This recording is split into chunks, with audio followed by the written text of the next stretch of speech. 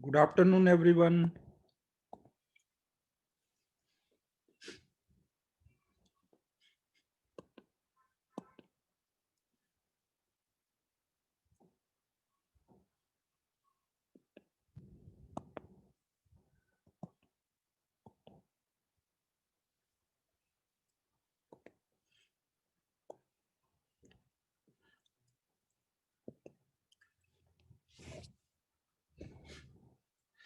आज हम लोगों को रेडियो एक्टिविटी करना था। तो उससे पहले लास्ट टाइम मैंने कुछ सॉल्व एग्जांपल दिए थे होमवर्क में, उसमें कुछ डाउट है क्या?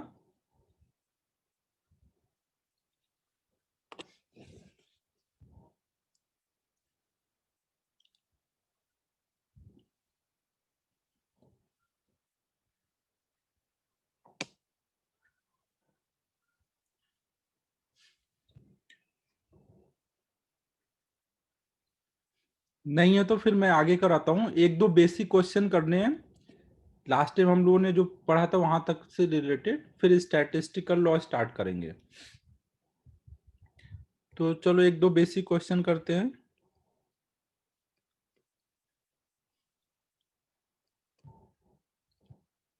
सपोज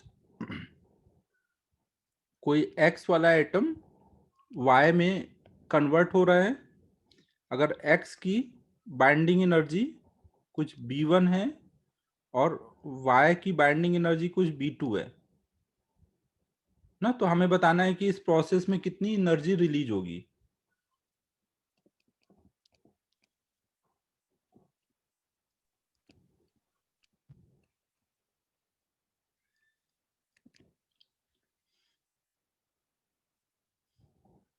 B2 माइनस B1 ना, अगर कोई भी बाइंडिंग एनर्जी मतलब इतनी एनर्जी यहाँ पे रिलीज हो, जब भी एक्स बना होगा तो इतनी एनर्जी रिलीज होगी ना।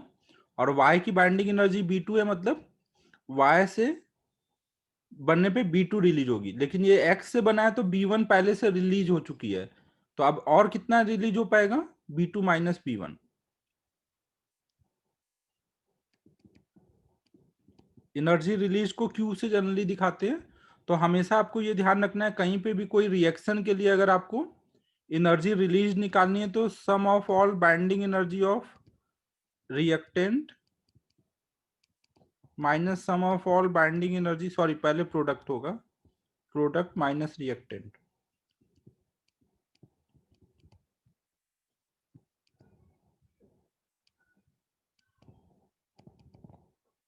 ना। जैसे मान लो कुछ A प्लस बी मिलकर के C प्लस डी बना रहे हैं ना, न्यूक्लियर लेवल पे हो रहा है सब कुछ ना, न्यूक्लियर लेवल पर।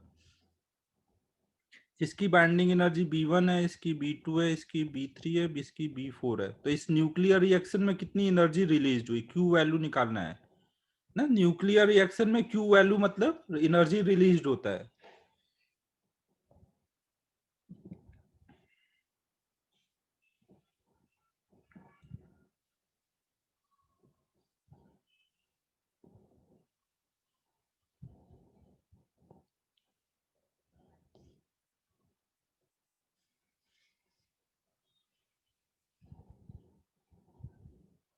ठीक है, तो सबको ऑब्वियस है क्या हो जाएगा, sum of binding energy of product minus sum of binding energy of reactant. तो क्यू वैल्यू ऑफ रिएक्शन हो जाएगा B3 plus B4 minus B1 plus B2।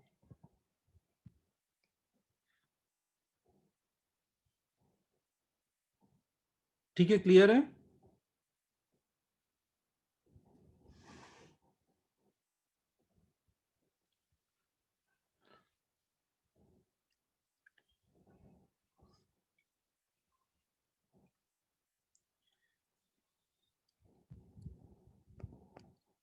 Suppose कहीं पे बीटा डीके हो रहा है, कोई एक्स एटम था, एक्स एटम का न्यूक्लियस था और इससे बीटा माइनस का डीके हुआ। बीटा माइनस का डीके होगा तो यहाँ पर एक इलेक्ट्रॉन बाहर आ जाएगा और यहाँ पे प्रोटॉन बना है, मतलब न्यूट्रॉन का लॉस हुआ है, तो एंटी न्यूट्रिनो निकलेगा प्लस कुछ एनर्जी रिलीज हुई ना। ये हमने फाइनल रिएक्शन में, फाइनल गामा रिलीज होने के बाद का लिखा है ना, फाइनल ये स्टेट में है। अगर mass of atom of x कुछ एम एक्स है, mass of atom of y कुछ एम वाई है, mass of electron m e है, तो हमें, और स्पीड ऑफ लाइट सी है, तो हमें इस रिएक्शन का क्यू वैल्यू बताना है।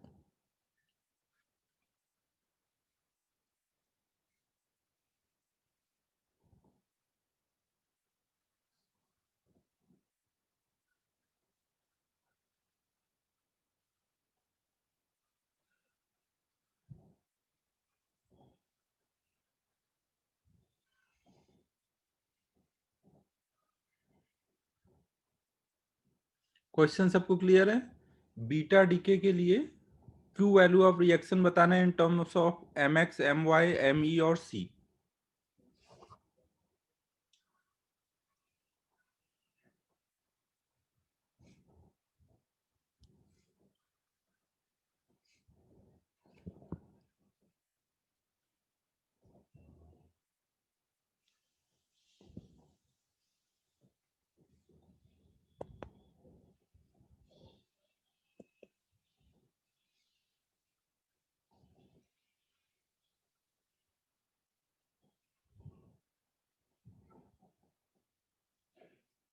एंटी न्यूट्रिनो की एनर्जी हम नेग्लेक्ट करेंगे ना, जो भी टोटल एनर्जी रिलीज हुई है क्यू वैल्यू, या इसको 1 मिनट ऐसे लिखते हैं,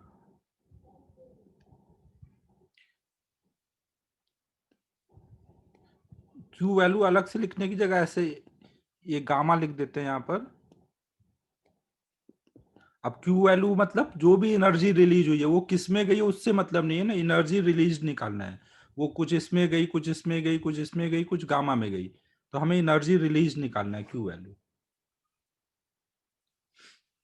अच्छा, M x minus M Y into सी स्क्वायर आ रहा है, चलो चेक कर लेते हैं।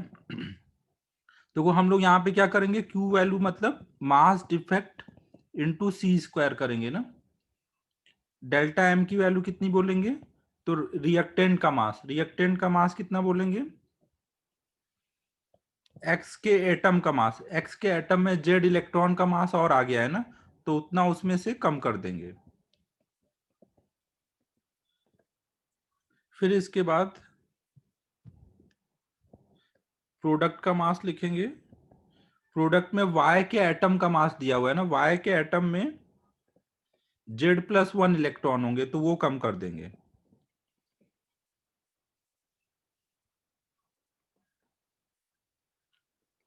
प्लस एक यहाँ पे इलेक्ट्रॉन आया हुआ है, मास ऑफ इलेक्ट्रॉन ना, ये वाला ना, टोटल ये मास डिफेक्ट हो जाएगा। तो यहाँ पे देख लो, ये minus m e plus m e ये कट जाएगा, minus z m e plus हो जाएगा, ये भी कट जाएगा, तो फाइनल आ जाएगा mass defect m x minus M y. तो इंटू सी स्क्वायर कर देंगे तो क्यू वैल्यू ऑफ रिएक्शन आ जाएगा। समझ आ रहा है सभी को? यहाँ पे एम एक्स और एम वाई उनके एटम के मास दिए हुए थे ना।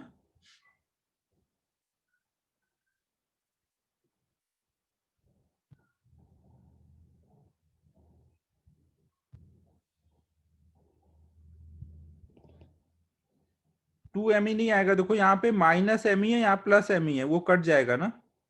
ये इलेक्ट्रॉन का मास प्रोडक्ट में ऐड होगा और ये इतना सब्ट्रैक्ट हुआ है।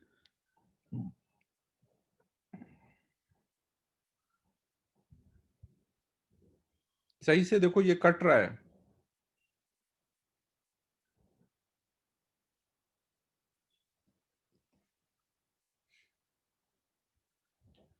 नोट कर लो। फिर अब हम लोग स्टार्ट कर रहे हैं स्टैटिस्टिकल लॉ।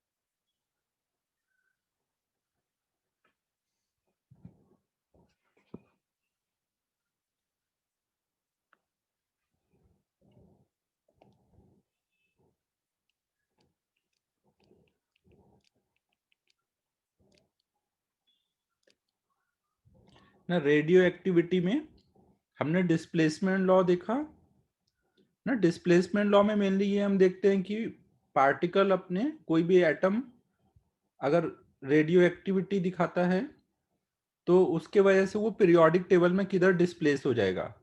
अल्फा डिके पे लेफ्ट 2 कॉलम चला जाएगा, बीटा माइनस डिके पे राइट में 1 कॉलम डिस्प्लेस हो जाएगा, और बीटा प्लस डिके पर लेफ्ट में 1 कॉलम डिस्प्लेस हो जाएगा ना। वो आप देख सकते हो ना, जेड कम हो रहा है या ज्यादा हो रहा है उस हिसाब से डिस्प्लेस कर दो। नेक्स्ट अब हमें देखना है स्टैटिस्टिकल लॉ ना। स्टैटिस्टिकल लॉ में क्या होगा, स्टैटिक्स मतलब हम यहाँ पे काउंटिंग से रिलेटेड देखेंगे कि हमने मान लो कोई सैंपल लिया रेडियो एक्टिव एलिमेंट का, उसके कुछ n नॉट न्यूक्लियस है हमारे पास टाइम 0 पर ना, उसके number of nucleus n not है ना।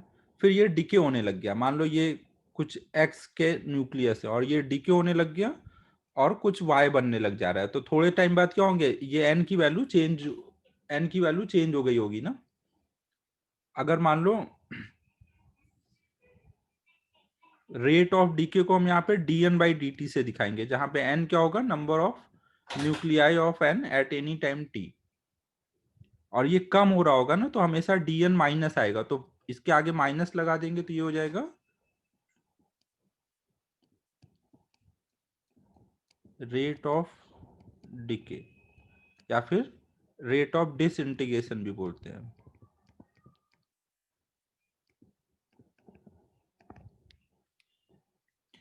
ना। dn/dt से हम लोग दिखाते हैं ना पर सेकेंड कितने न्यूक्लियस इसमें डीके हो जा रहे हैं।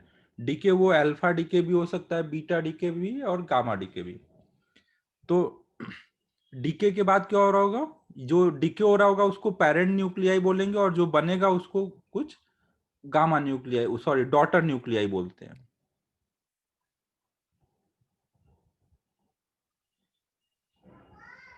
ना। कुछ ये एक्स से ये कुछ वाई में डीके हो रहा है ना। इसके शुरू में हमें नंबर कितने दिए हुए हैं टाइम 0 पर एन नॉट, और शुरू में वाई के न्यूक्लियस कितने हैं 0। तो कोई टाइम टी पे हमें निकालना है कि एक्स के कितने न्यूक्लियस बचेंगे और वाई के कितने न्यूक्लियस बचेंगे ना। और यहाँ पे डीके कांस्टेंट एक हम डिफाइन करेंगे जिसको हम लैम्डा से दिखाते हैं। डीके कांस्टेंट क्या होता है, कोई भी टाइम पे एक्स का जो नंबर ऑफ एटम है उसको हमने कुछ मान लिया एन है, तो रेट ऑफ डीके कितना हो रहा होगा dn/dt, और ये प्रोपोर्शनल टू होता है उस टाइम पे एक्स के कितने नंबर ऑफ एटम बचे हुए हैं ना। ये एन क्या है, एक्स के नंबर ऑफ एटम उस टाइम पे कितने बचे हैं ना। एन एक्स की वैल्यू कुछ अभी हमने एन मान ली है ना। तो ये कितना पर सेकेंड डिके हो रहा है वो उस टाइम पे कितने एन है उस पर डिपेंड करता है। और यहाँ पे एक हम प्रोपोर्शनलिटी कांस्टेंट देते हैं कुछ लैम्डा ना, तो ये हमारा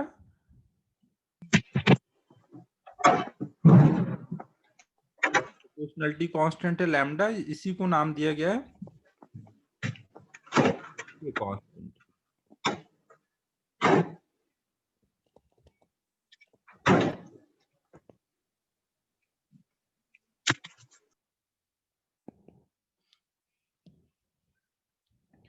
ठीक है, यहां तक समझ आया। एक्स अगर वाई में डिके हो रहा है ना, डिके हो सकता है अल्फा के वजह से हो रहा हो या बीटा डिके या गामा डिके, तो डिके होने की वजह से एक्स के न्यूक्लियाई कम होते जाएंगे और वाई के बढ़ते जाएंगे ना। तो एक्स का कोई भी टाइम पे रेट ऑफ डिके कितना होगा, वो प्रोपोर्शनल टू होगा उस टाइम पर कितने एक्स के न्यूक्लियस बचे हुए हैं ना। तो ऐसे करके हम ये प्रोपोर्शनलिटी कांस्टेंट लगा करके ऐसे लिख देते हैं। अब इसको हम सॉल्व करके निकाल सकते हैं कि एक्स के कोई भी टाइम पे कितने न्यूक्लियस बचे हैं ना। अभी हम लोग जो भी यहाँ सॉल्व कर रहे हैं एक्स के लिए कर रहे हैं, तो अगर हम इसको आगे सॉल्व करें तो ये क्या हो जाएगा, dn/n equal to minus lambda dt। दोनों साइड इंटीग्रेट कर देंगे, टाइम 0 पे एक्स के कितने न्यूक्लियस थे n नॉट, और टाइम t पे कितने हो गए कुछ n, तो यहाँ आ जाएगा ln n/n naught equal to minus lambda t। ln इधर कर देंगे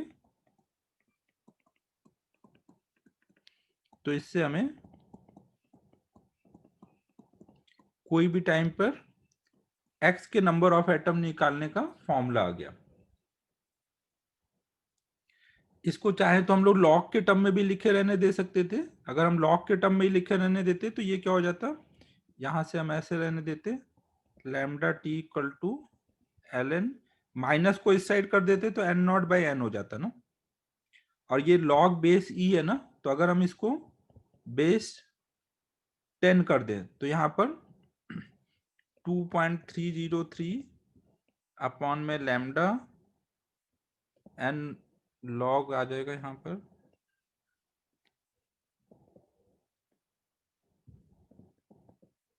ना अब ये बेस 10 हो गया है ना, तो ऐसे लॉग के टर्म में कोई भी टाइम टी पर एन का रिलेशन है ये। ठीक है, यहां तक क्लियर है सभी को? नोट करो इसको।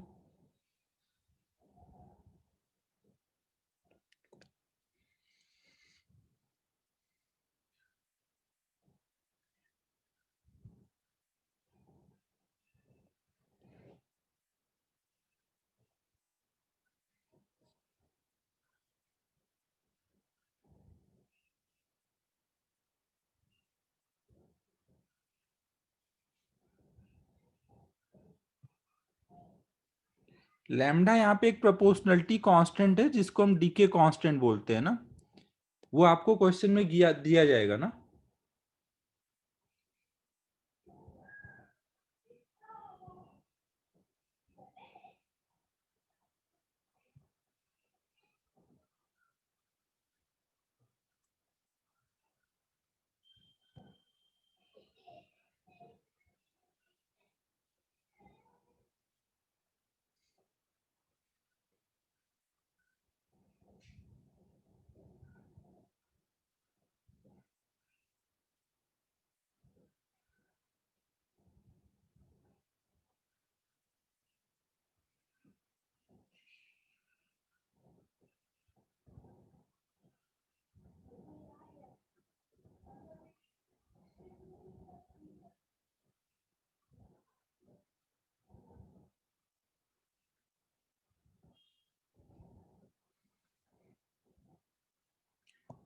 तो कोई भी टाइम टी पे एक्स के नंबर ऑफ न्यूक्लियाई तो ये आ जाएंगे, तो इसका मतलब वाई के कितने आ जाएंगे, टोटल में से जितने एक्स के बचे हैं उतने कम कर देंगे तो वो वाई के हो जाएंगे ना।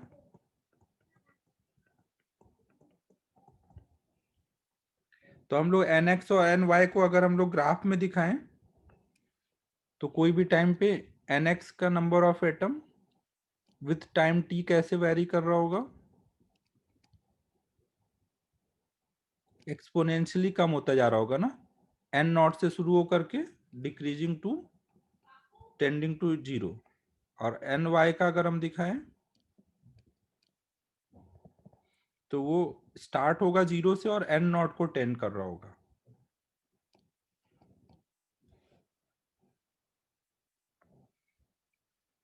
ठीक है, ये क्लियर है ना? एन एक्स हमने निकाल लिया तो एन वाई निकाल लेंगे, फिर एन एक्स और एन वाई का ग्राफ ड्रॉ कर लेंगे।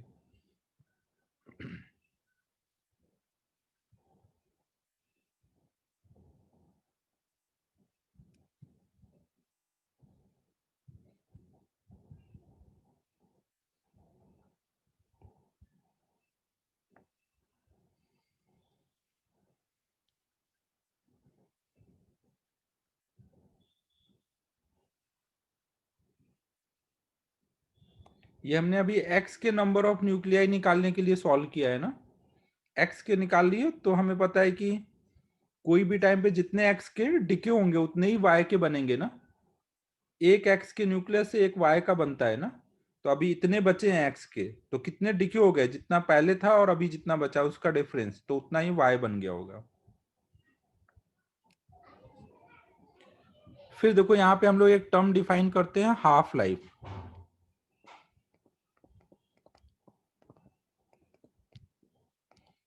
हाफ लाइफ क्या होता है, वो टाइम जिसमें जो भी नंबर ऑफ न्यूक्लियाई हैं वो उस टाइम से हाफ हो जाएंगे ना। अगर मान लो टाइम टी पर, कोई टाइम जीरो पर कोई चीज के नंबर ऑफ न्यूक्लियाई कुछ एन नॉट है, तो एक हाफ लाइफ बाद ना इसके नंबर ऑफ न्यूक्लियाई अब कितने हो जाएंगे, एन नॉट बाई टू।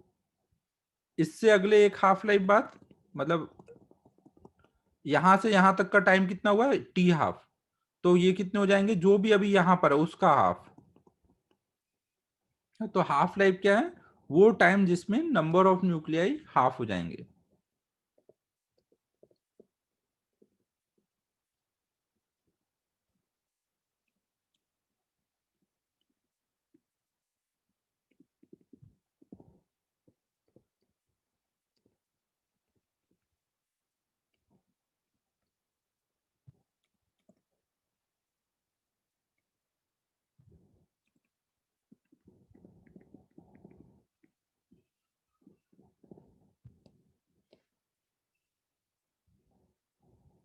तो अगर हम लोग इस वाले फॉर्मूले में t equal to 2.303 upon lambda log n naught by n में हाफ लाइफ निकालना चाहते हैं, तो हमें एन को कितना डालना पड़ेगा, इनिशियल एन नॉट था और एन नॉट बाई 2 डाल देंगे एन को, तो ये टाइम जो होगा वो हाफ लाइफ रिप्रेजेंट करेगा ना। तो हम लोग यहाँ पे n को n नॉट बाई 2 डाल देंगे, तो टाइम इससे t की वैल्यू t हाफ हो जाएगी, तो ये यहाँ डाल देते हैं।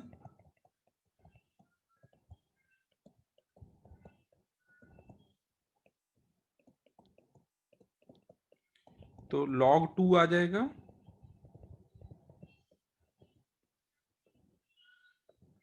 ना। log 2 की वैल्यू कितनी होती है, करीब 0.3010 कुछ होती है ना।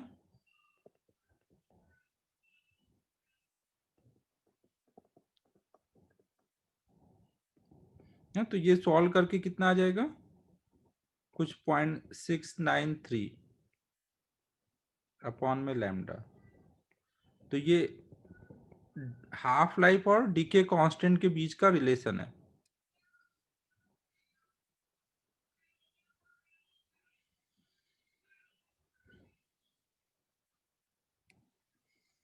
नोट करो इसे। ये सब तो आपने सब पढ़ा हुआ है, बस रिवीजन ही चल रहा है आपका, सब केमिकल काइनेटिक्स में हो रखा है।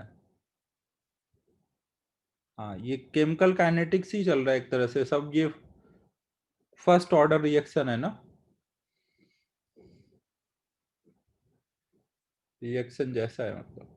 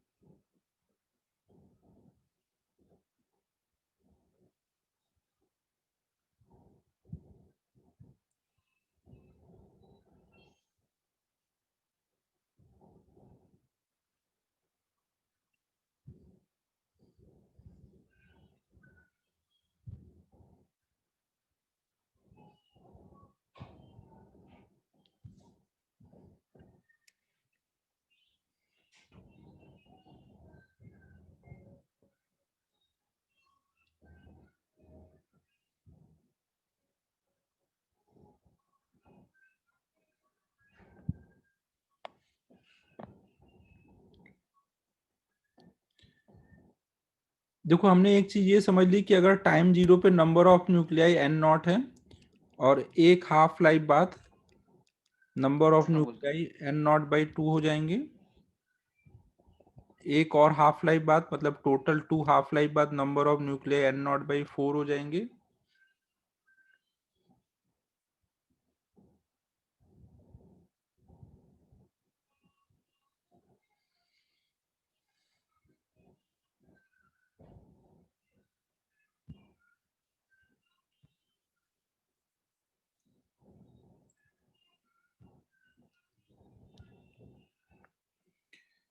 तो देखो यहाँ पे एन नॉट है, यहाँ पे एन नॉट को हम लिख सकते हैं पावर में 1/2 के पावर 1 है, यहाँ पे एन नॉट 1/2 के पावर 2 है। तो जितने हाफ लाइफ बाद हम देख रहे हैं उतना 1/2 के पावर एन लगा सकते हैं। तो हम इन जनरल लिख सकते हैं, कोई भी टाइम पर नंबर ऑफ न्यूक्लियाई निकालने के लिए ये भी फॉर्मूला लगा सकते हैं, जहां पे एन क्या है, number of half life.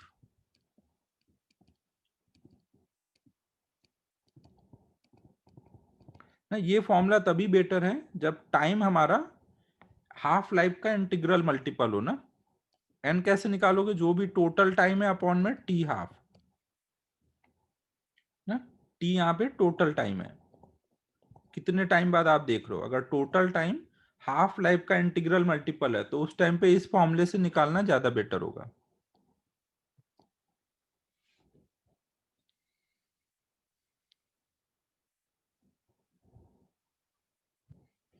Note करो। तो नंबर ऑफ न्यूक्लियाई कोई भी टाइम पे निकालने के लिए हमारे पास तीन फॉर्मूले हैं। एक तो एन नॉट ई के पावर माइनस लेमडा टी, या फिर लॉग वाला फॉर्मूला,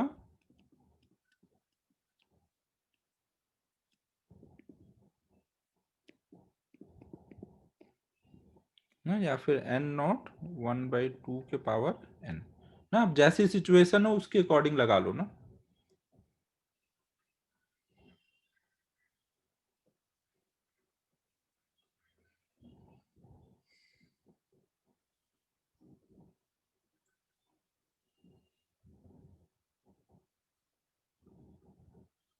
हाँ, ये उसमें शायद मेंशन नहीं हुआ है, हर एक पार्ट टेस्ट में पिछले पार्ट टेस्ट का सिलेबस इंक्लूडेड होगा ना, क्योंकि अब फिर से थोड़ी पार्ट टेस्ट 1 का सिलेबस अब रिवाइज करोगे, अब सब साथ में आता जाएगा। हर एक पार्ट टेस्ट में उससे पहले के पार्ट टेस्ट का सिलेबस इंक्लूडेड होगा।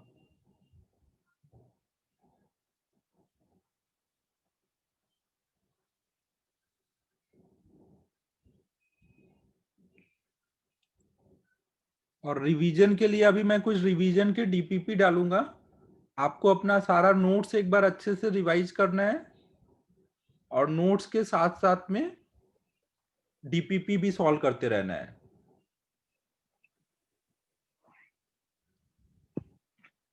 डेली टेस्ट नहीं, अभी वीकली टेस्ट ही होगा भाई। अभी डेली टेस्ट लेंगे तो कैसे काम चलेगा, रिवीजन कब करोगे। डेली टेस्ट तो एग्जाम के एकदम कुछ दिन पहले ही होता है ना।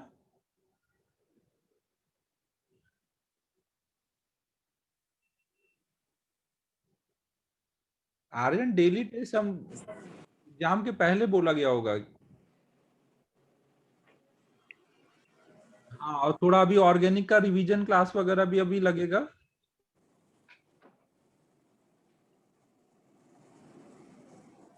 हाँ, डीपीपी तीनों सब्जेक्ट का डालूंगा ना, तीनों सब्जेक्ट के डीपीपी डालूंगा, वो सॉल्व करना, नोट्स अच्छे से रिवाइज करना और डीपीपी सॉल्व करना, और टेस्ट देते रहना।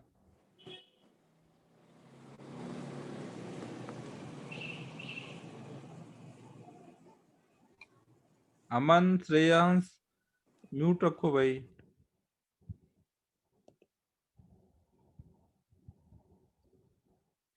आदित्य यार, भेजता हूँ अब ये छुट्टियों में, दिवाली वेकेशन में ही यार वो करता हूँ, उसको स्कैन करने का काम। बहुत आलस आता है यार, बहुत पेजेज है वो करने में।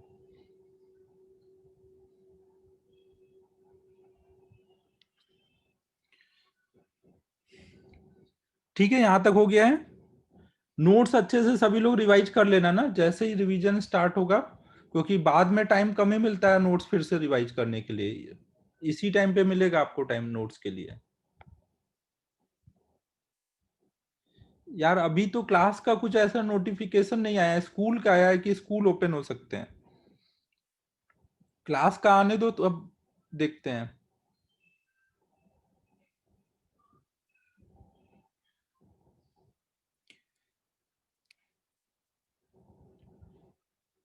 फिर देखो, इसके बाद हो गया ये नोट, आगे चलें।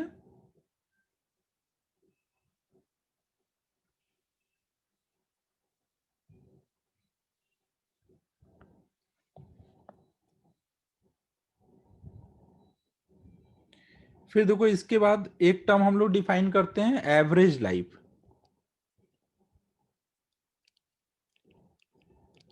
एवरेज लाइफ देखो क्या होती है। हमने जैसे कोई भी सैंपल लिया, तो उसमें शुरू में एन नॉट न्यूक्लियस थे, तो एन नॉट में से कुछ न्यूक्लियस थोड़ी देर बाद डिके हो गए, कुछ उससे बाद डिके हुए, ऐसे चलता जा रहा है। तो अगर हमें यहाँ पे निकालना है कि भाई एवरेज लाइफ कितनी है, एक न्यूक्लियस का एवरेज कितने टाइम तक रहा, तो हम कैसे निकालेंगे।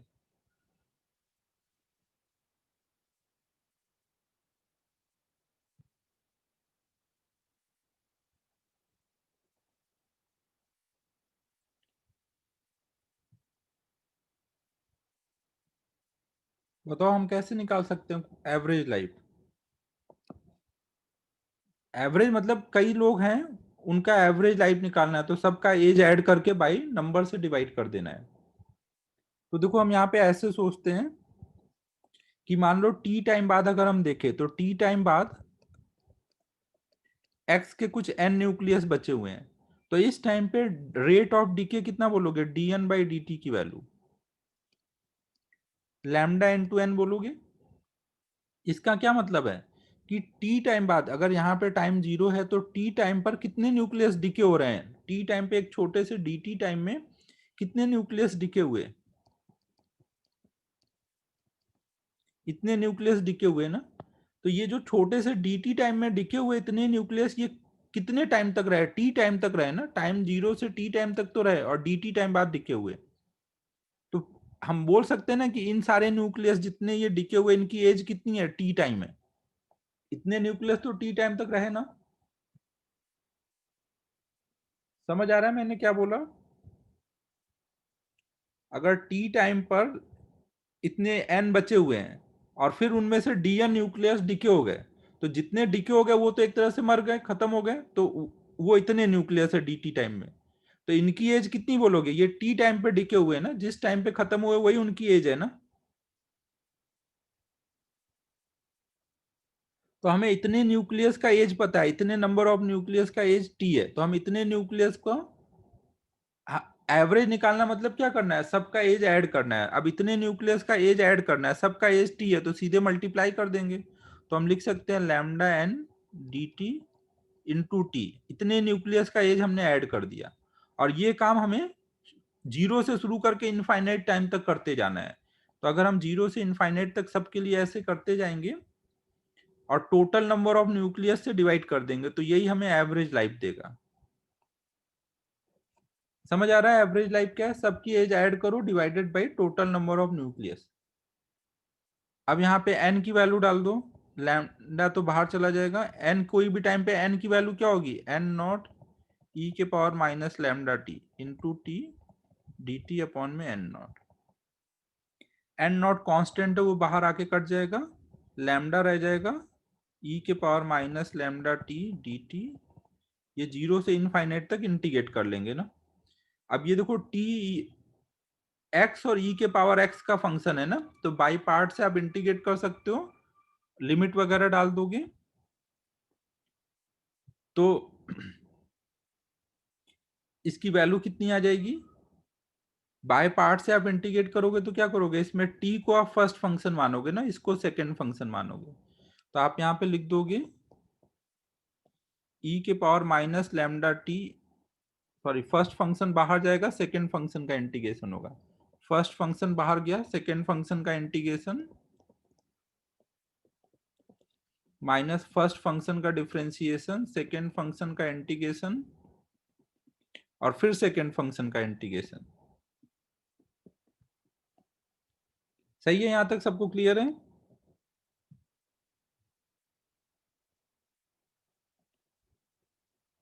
अब देखो इस वाले टर्म में इनफाइनाइट डालोगे तो ये जीरो हो जाएगा, और जीरो डालोगे तो ये टर्म जीरो हो जाएगा, तो ये वाला टर्म तो हमेशा जीरो होगा।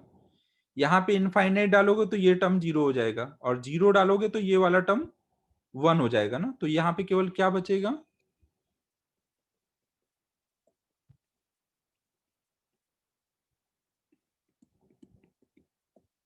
अब लिमिट डाल दो ना, इतना तो कर लो अब सब लोग अच्छे से, तो ये 1/λ आ जाएगा। तो एवरेज लाइफ जो आता है वो 1/λ आता है ना। जबकि हमारा हाफ लाइफ कितना आया था? 0.693 अपॉन में लैम्डा ना, दोनों में नीचे लैम्डा आएगा, एक में ऊपर 1 है और इसमें 0.693 है।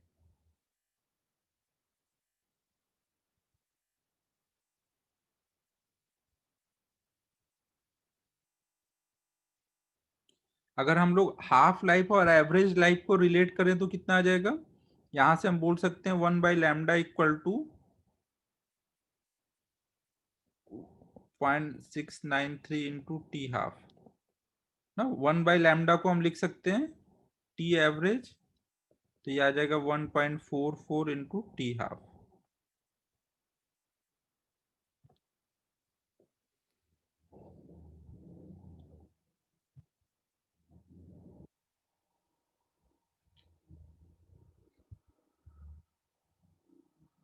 नोट कर लो।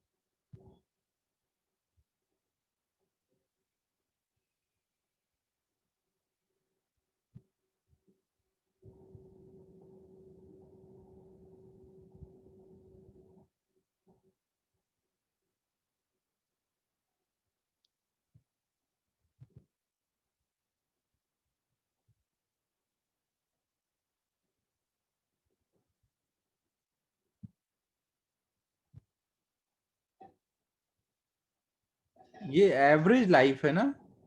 एवरेज लाइफ का क्या मतलब होता है? अगर 5 लोग हैं, मान लो कहीं पे, कोई की एज 10 साल है, कोई की 20 साल, कोई की 100 साल, तो एवरेज कुछ निकाला, तो इसका मतलब मान लो एवरेज 50 आया, तो ये नहीं कि 50 साल बाद सब मर जाएंगे। जिसकी एज 100 साल है वो तो 100 साल तक रहेगा ना। एवरेज एक बस कैलकुलेशन के पॉइंट ऑफ व्यू से होता है ना। एवरेज मतलब ये नहीं कि उतने टाइम में सब मर जाएंगे।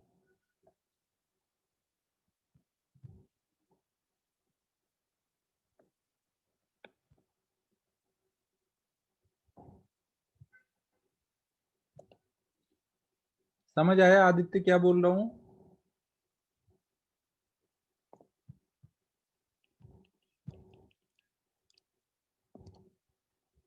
अब नेक्स्ट हम लोग एक और इसमें टर्म देखना है, एक्टिविटी। एक्टिविटी बताओ क्या होता है, पता है किसी को?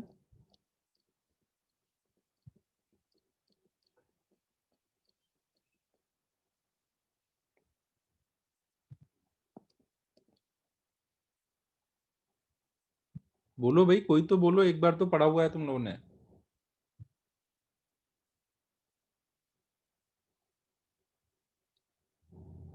राज, सौरभ, कोई तो बोलो।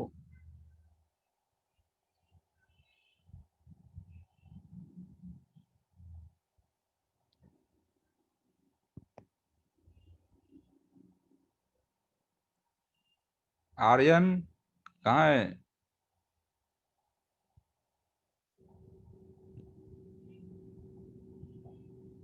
आर्यन बता क्या होता है एक्टिविटी।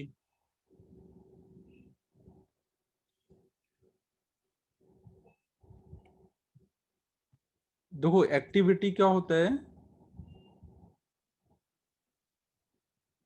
ठीक है देखो। हाँ उमंग सही है। देखो एक्टिविटी क्या है कि कोई भी हमने सैंपल ले लिया तो ये कितना एक्टिव है ना, कितना एक्टिव है ये हम मेजर कर रहे हैं।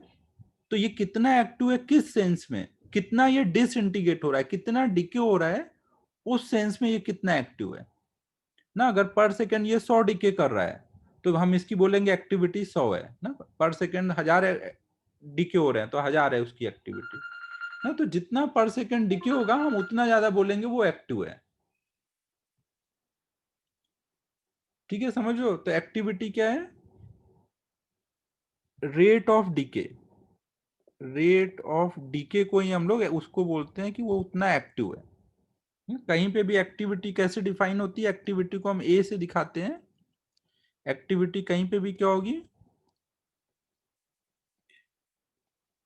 पर सेकेंड, उस टाइम पर जिस भी इंस्टेंट पे आप देख रहे हो उस इंस्टेंट पे कितना रेट ऑफ डिके है ना। हर इंस्टेंट पे रेट ऑफ डिके अलग अलग होगा, तो हर इंस्टेंट पर एक्टिविटी भी अलग अलग होगी ना। समझो ना, कोई भी सैंपल आपने ले लिया, अब उससे जितना ज्यादा डिके होगा उतना ज्यादा आप बोलोगे कि वो एक्टिव है। अब देखो हमें पता है dn बाई डी टी की वैल्यू आप क्या बोल सकते हो, लैम्डा इंटू एन, है कि नहीं। एक्टिविटी आप क्या बोल सकते हो ऐसे, लैम्डा इंटू एन, और एन को क्या बोल सकते हो, एन नॉट ई के पावर माइनस लैम्डा टी।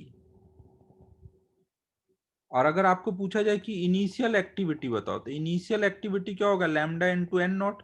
शुरू में number of nucleus into lambda करोगे तो शुरू का ये मिल जाएगा ना, जिस टाइम का एन डालोगे उस टाइम का एक्टिविटी मिलेगा। तो लैम्डा इंटू एन नॉट को क्या लिख सकते हो यहाँ से, ए नॉट ना, तो इसका मतलब ए इक्वल टू आ जाएगा ना, ये वाला टर्म ए नॉट हो जाएगा।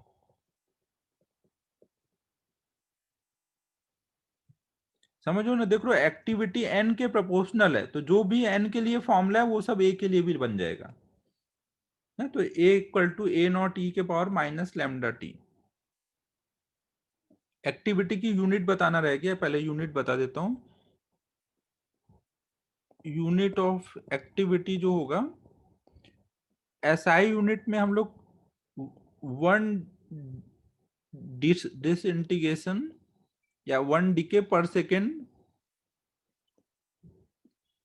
वन डीके पर सेकेंड,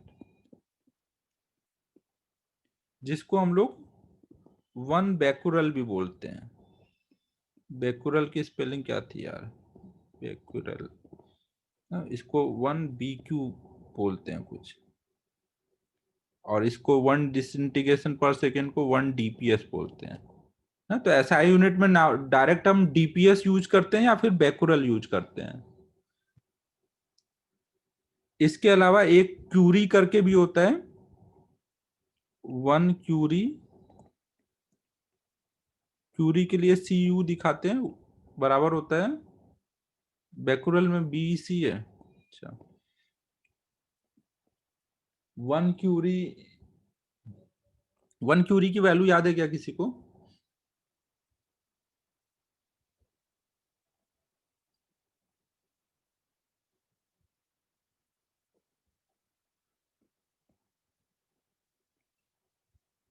ठीक है, ये मैं अभी बताता हूँ, एक मिनट में। ये नोट करो यहां तक।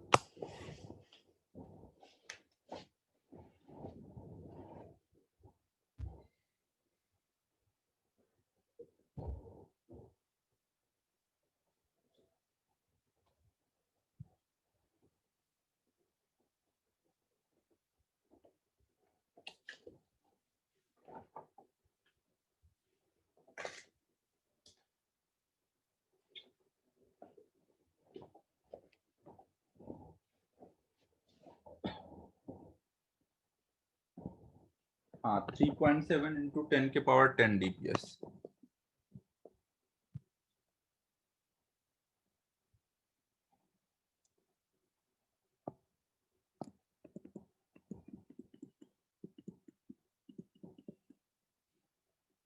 नहीं, ये 1 ग्राम रेडियम की एक्टिविटी होती है, उसको क्यूरी ने डिस्कवर किया था। रेडियम एक्टिव है, रेडियो एक्टिव है, तो उनके नाम पे दिया गया ना, 1 ग्राम रेडियम।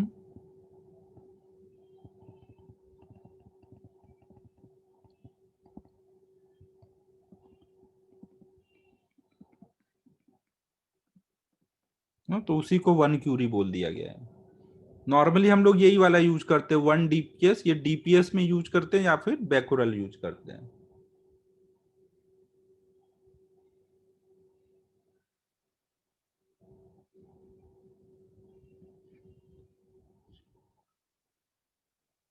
तो अब देखो, जो भी एक्टिविटी वाले फॉर्मूले, सब फॉर्मूले आप वैसे ही बना सकते हो, जैसे ए वाला आ गया वैसे लॉग वाला आ जाएगा।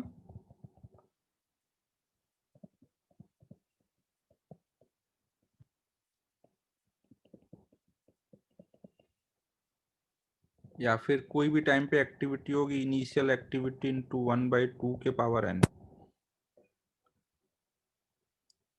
ना। हर एक n वाले फॉर्मूले में लैम्डा मल्टीप्लाई कर लोगे तो उसी लैम्डा इंटू n को a लिख दोगे ना। n वाला फॉर्मूला लिखा गया, उसमें लैम्डा मल्टीप्लाई करके उसको a बना दिया गया है। ठीक है, एक्टिविटी क्लियर है सभी को?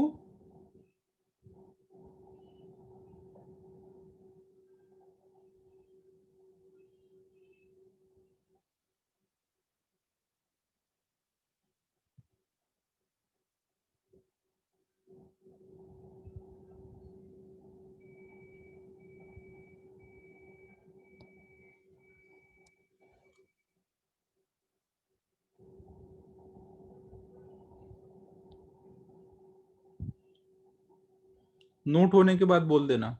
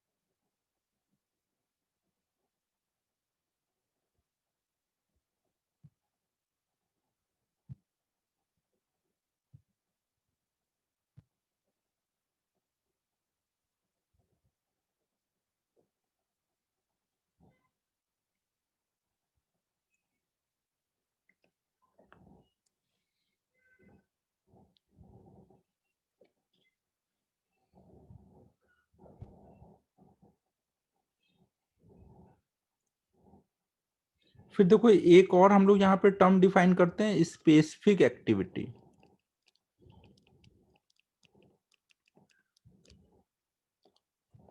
स्पेसिफिक एक्टिविटी देखो, जैसे एक्टिविटी था वो तो कोई भी सैंपल के लिए डिफाइन है ना। कोई भी हमने सैंपल लिया तो उससे कितना डिके हो रहा है पर सेकेंड। स्पेसिफिक में अगर हम फिक्स कर देते हैं कि यूनिट मास से कितनी एक्टिविटी हो रही है ना। स्पेसिफिक, जैसे स्पेसिफिक हीट हीट होता था, यूनिट मास के लिए कर देते थे, वैसे स्पेसिफिक एक्टिविटी यूनिट मास से कितनी एक्टिविटी आ रही है वो स्पेसिफिक एक्टिविटी होगी।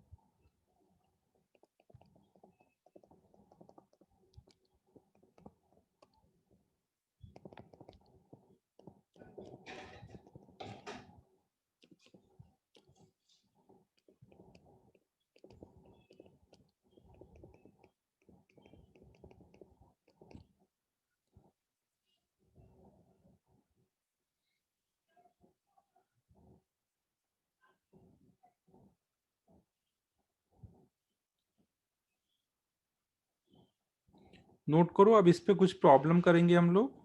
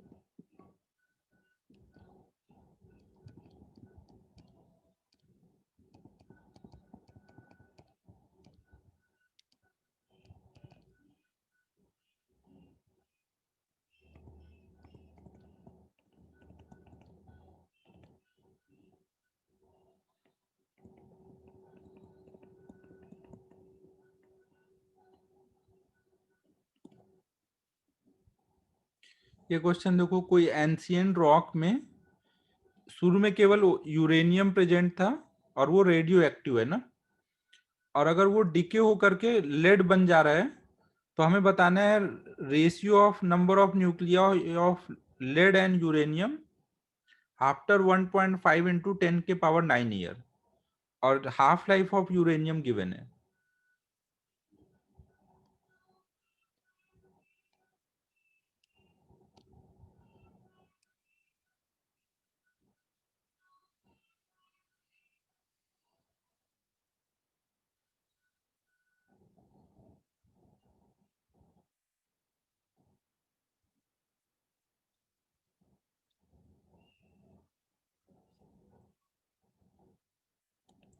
क्वेश्चन करो यार, अब आगे तो हॉलीडे हॉलीडे ये है।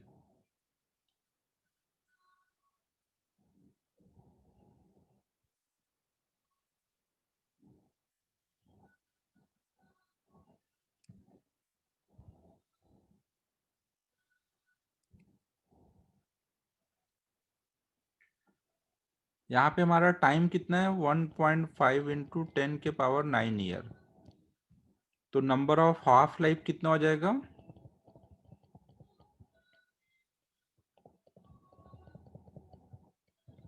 1/3। तो यूरेनियम के नंबर ऑफ एटम कितने होंगे, अगर शुरू में n नॉट थे तो यूरेनियम के नंबर ऑफ एटम कितने बचे होंगे, n नॉट इंटू 1/2⁻1/3 इतने बचे होंगे। तो डिके के कितने हुए होंगे, जितने डिके होंगे वही लेड बने होंगे ना, तो n नॉट माइनस जितने अभी बचे हुए हैं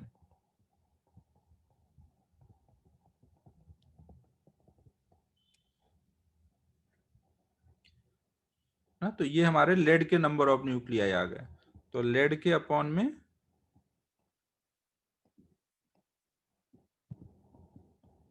यूरेनियम के नंबर ऑफ न्यूक्लियाई का रेशियो आ जाएगा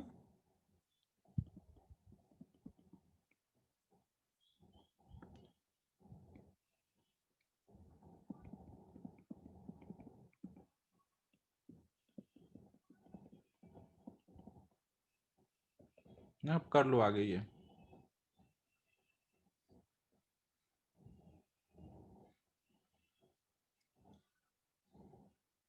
नोट कर लो।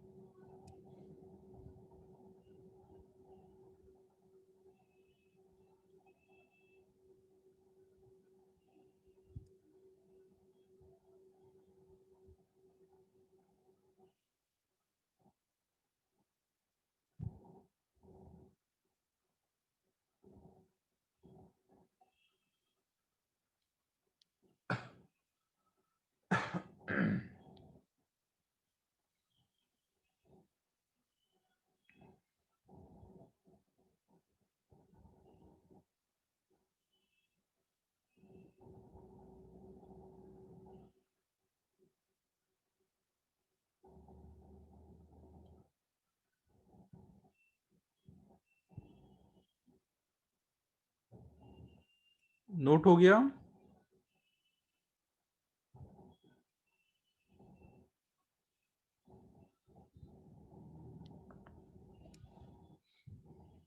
नेक्स्ट प्रॉब्लम करते हैं।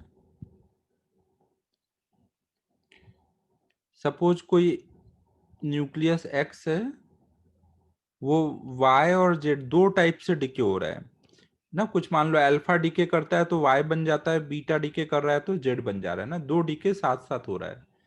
अगर एक्स से वाई डिके होने का डिके कांस्टेंट λ1 है और एक्स से जेड के डिके होने का डिके कांस्टेंट λ2 है, तो हमें बताना है फाइंड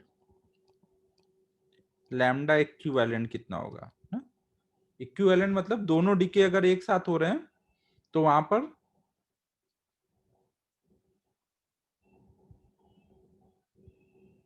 हाँ, λ1 प्लस λ2।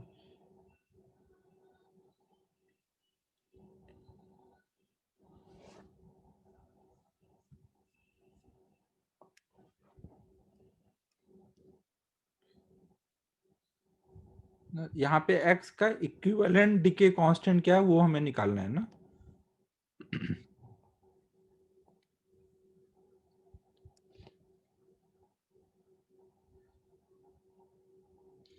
देखो यहाँ पे आप बोल सकते हो कि कोई भी टाइम पर, कोई टाइम t पे अगर x इसके न्यूक्लियस बचे हुए हैं, इसके कुछ y न्यूक्लियस बन चुके हैं और इसके कुछ nz न्यूक्लियस बन चुके हैं, तो इसके बनने का रेट किसके बराबर होगा? y यहाँ पे इंक्रीज हो रहा होगा ना, तो ये प्लस में आएगा, ये बराबर होगा इस डायरेक्शन में किस रेट से डिके हो रहा है। तो इस डायरेक्शन में किस रेट से डिके होगा? लैम्डा इनटू उस टाइम पे x के नंबर ऑफ न्यूक्लियस, है कि नहीं? जब हम इधर का डीके कांस्टेंट यूज करेंगे इनटू इधर के नंबर ऑफ न्यूक्लियस, तो वो इधर रिएक्शन का रेट ऑफ डीके बता देगा। ऐसे जब हम इधर का यूज करेंगे तो हमें मिल जाएगा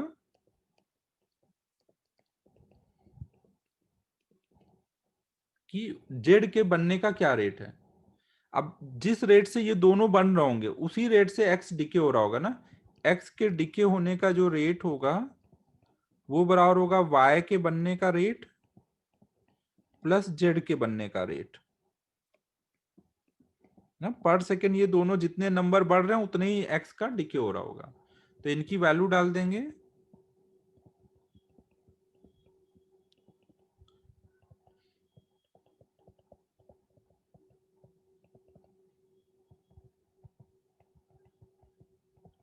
तो ये x के लिए रेट लॉ आ गया ना, x किस रेट से डिके हो रहा है, तो x के डिके होने के लिए ये उसका इक्विवेलेंट लैम्डा है। x कितना डिके हो रहा है ये निकालना है, तो उसका इक्विवेलेंट लैम्डा यूज करेंगे ना।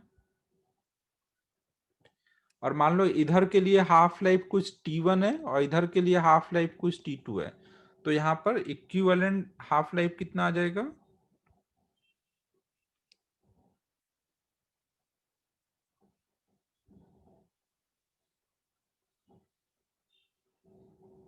अगर हम इसको रिवर्स कर दें तो 1/λ इक्विवेलेंट, सॉरी एक मिनट, अगर हम इसमें डिवाइड कर दें लैम्डा इक्विवेलेंट को दोनों साइड में 0.693 से डिवाइड कर दें,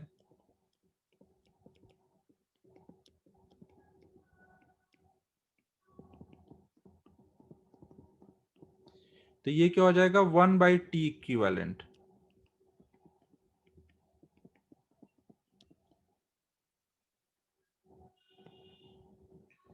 ठीक है, समझ रहे हो?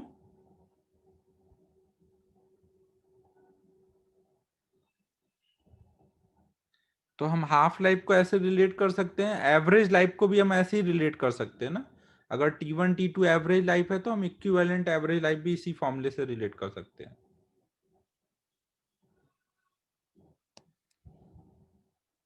जब एक साथ एक ही न्यूक्लियस दो दो रिएक्शन करता है तो वहां पे हम बोलते हैं ये पैरेलल डिके है ना। दो रिएक्शन जब एक साथ होता है तो वहां पे हम बोलते हैं ये पैरेलल डिके हो रहा है। समझ आया सभी को?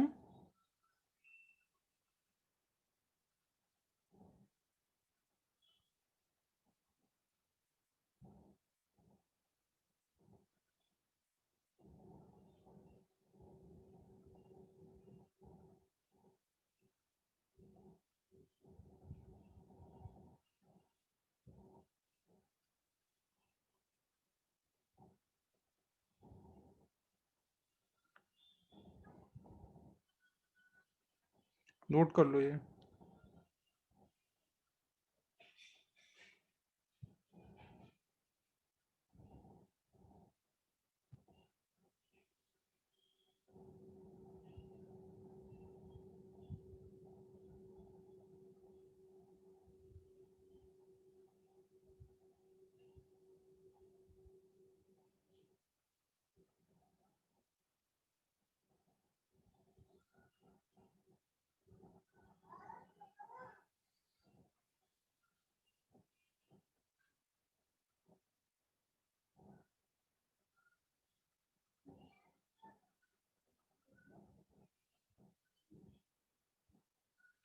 ये यहाँ पे हाफ लाइफ लिया है। अगर आप इसको क्या लिख सकते हो, लैम्डा को नीचे ले जा करके 0.693 अपॉन में टी लैम्डा इक्विवेलेंट, वो क्या होगा, टी इक्विवेलेंट हो जाएगा ना। और अगर केवल मैं इसको लिख दूं, कुछ मल्टीप्लाई नहीं करूं, बस इसको ऐसे लिख दूं,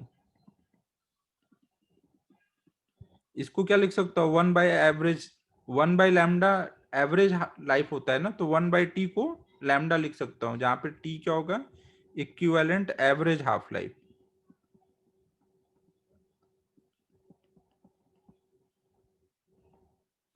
लैम्डा को 1/एवरेज लाइफ लिख सकते हैं ना। तो मतलब दोनों वही सेम रिलेशन है ना। चाहे टी को हाफ लाइफ पकड़ के सॉल्व कर दो तो हाफ लाइफ आएगा इक्विवेलेंट, एवरेज लाइफ लोगे T1 T2 तो इक्विवेलेंट एवरेज लाइफ आ जाएगा।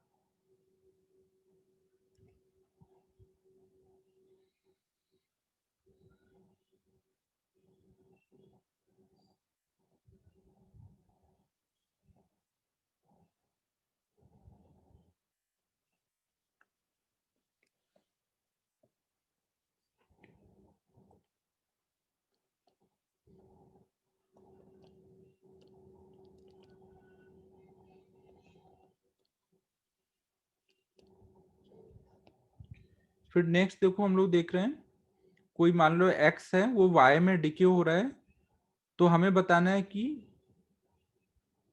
टी टाइम में किसी न्यूक्लियस के डिके होने की क्या प्रोबेबिलिटी होगी एक्स के,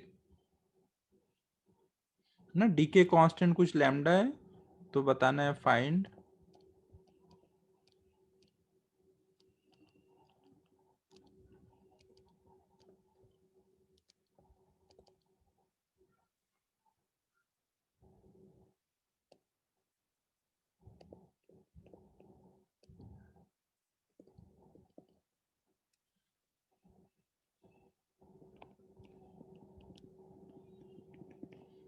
टी टाइम में एक्स के किसी न्यूक्लियस के डिके होने की क्या प्रोबेबिलिटी होगी।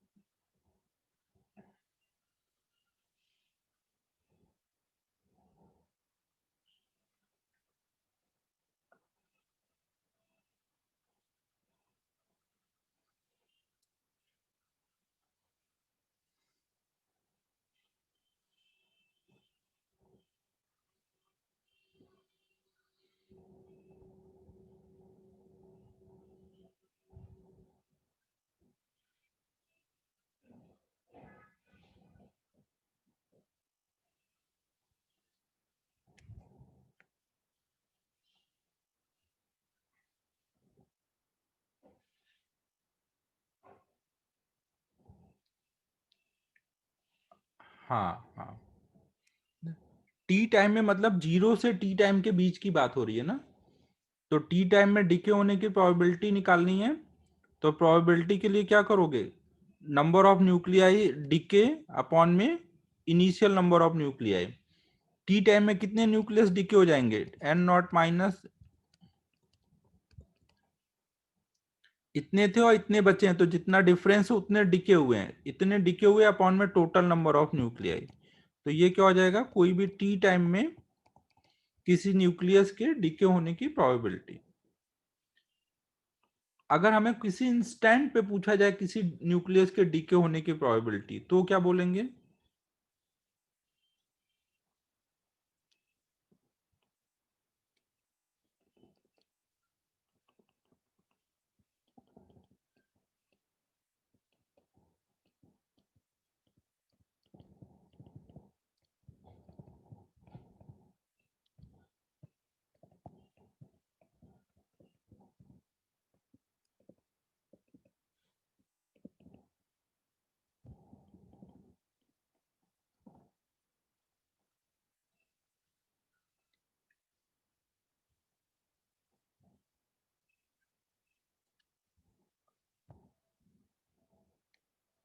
अगर हमें किसी भी इंस्टेंट पे पूछा जाएगा, कोई टाइम टी पे पूछा जाएगा, तो कोई टाइम टी पे कितने न्यूक्लियस बचे होंगे, एन नॉट ई के पावर माइनस लैम्डा टी, कुछ इतने बचे होंगे ना, ये कुछ इतने न्यूक्लियस हमारे बचे होंगे। और हमें पता है उस इंस्टेंट पे रेट लॉ क्या है, d N by D t equal to क्या होगा, माइनस लैम्डा इंटू एन। तो कोई टाइम टी पर एक छोटे से डी टी टाइम में इतने न्यूक्लियस डिके हुए, तो ये जो डिके हुए इनको बोल सकते हैं ना, ये टी टाइम पे डिके हुए हैं। टी से टी प्लस डी टी के बीच में डिके हुए, तो उसको हम बोलेंगे वो टी टाइम पे डिके हुए हैं। तो टी टाइम पे कितने न्यूक्लियस डिके हो रहे हैं, डी एन न्यूक्लियस। और हैं कितने उस टाइम पे, एन न्यूक्लियस बचे हैं।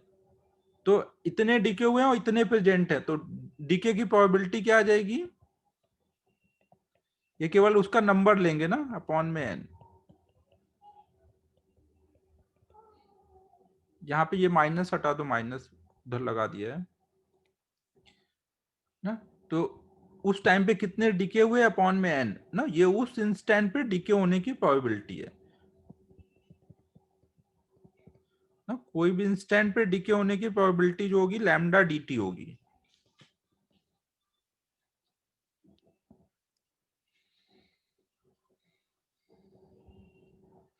सबको समझ आया क्या बोल रहा हूं मैं?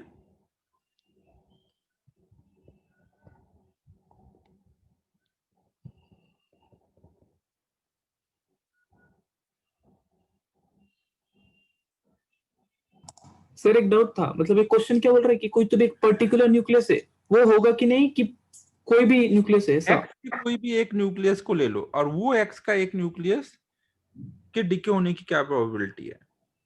कोई भी एक ही लिया है ना, मतलब पर्टिकुलर वन। हाँ, लेकिन ये सब आइडेंटिकल है ना, तो कोई भी एक ले लेना है कोई भी इंस्टेंट पर।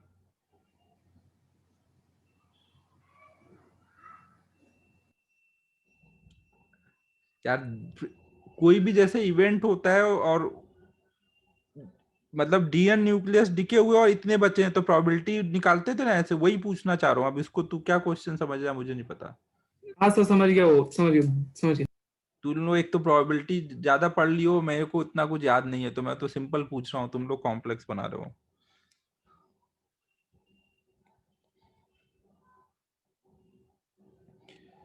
चलो नेक्स्ट प्रॉब्लम करते हैं। सपोज कोई न्यूक्लियर एक्स से वाई में डिके हो रहा है, डिके कांस्टेंट लैम्डा है, और शुरू में ये जीरो था ना, इसका कुछ भी प्रेजेंट नहीं था। इसको हम बना रहे हैं, कोई फैक्ट्री है वो बना रहा है इसको, और बनाने का रेट अल्फा है ना। अल्फा क्या है, रेट ऑफ फॉर्मेशन, और ये कांस्टेंट है। अल्फा कांस्टेंट रेट से ये फॉर्म हो रहा है, और डीके लैम्डा से हो रहा है ना, डीके कांस्टेंट लैम्डा है वहां पर। टाइम जीरो पर एक्स के नंबर ऑफ न्यूक्लियाई भी जीरो थे, वाई के भी नंबर ऑफ न्यूक्लियाई जीरो थे। तो हमें बताना है find number of nuclei of x and y at any time T.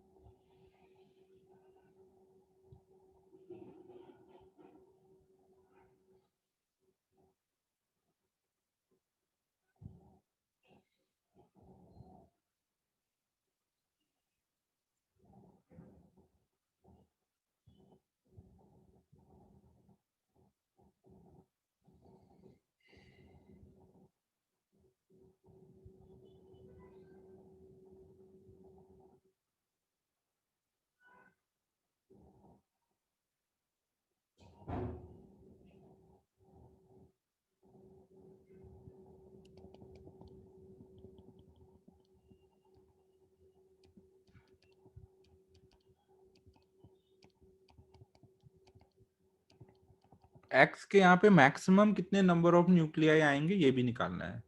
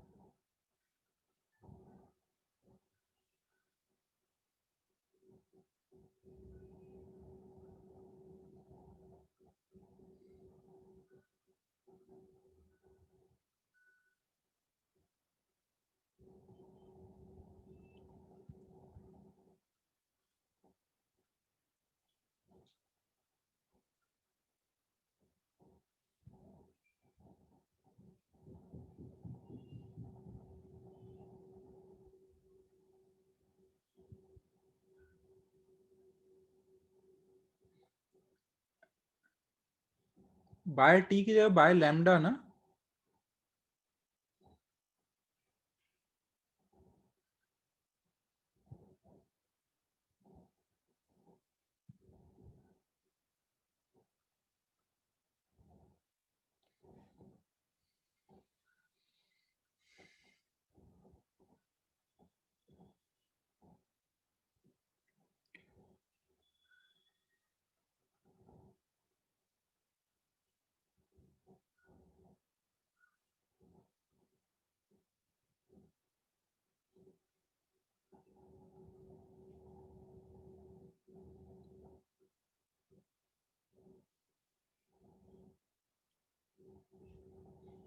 हाँ, ए बाय लैम्डा।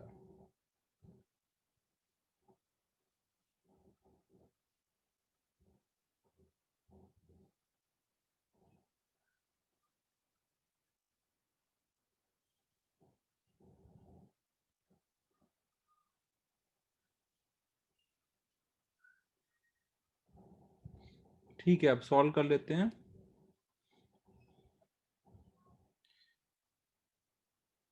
देखो इसमें अगर हम कोई भी टाइम पर x का रेट ऑफ फॉर्मेशन देखें तो किस रेट से बढ़ रहा होगा ना। कोई टाइम t पे हमने मान लिया कि x के नंबर ऑफ एटम nx है, न्यूक्लियाई ना nx है, तो वो किस रेट से चेंज हो रहा होगा।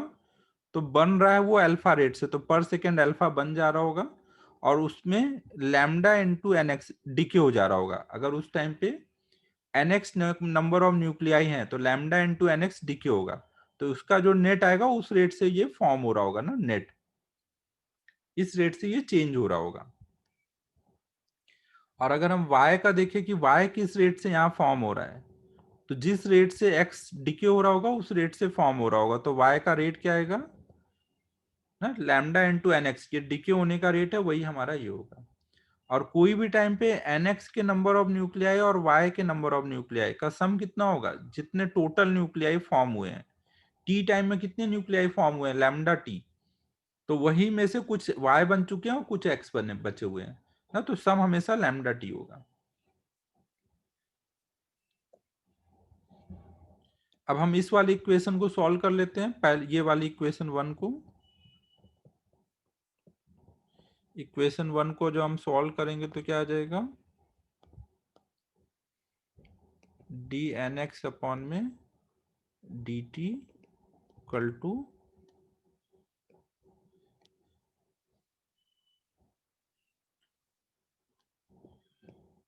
ये एन एक्स वाला टर्म इधर कर देते हैं ना, alpha minus lambda n x equal to d t, दोनों साइड इंटीग्रेट कर देंगे। टाइम जीरो पे एन एक्स जीरो था, कोई टाइम टी पे एन एक्स की वैल्यू कुछ एन एक्स है, तो ये आ जाएगा l n alpha minus lambda n x zero से एन एक्स, और डिवाइड कर देंगे वन बाई लैम्डा माइनस में, माइनस लैम्डा इधर कर लेते हैं तो ये आ जाएगा, लिमिट डालेंगे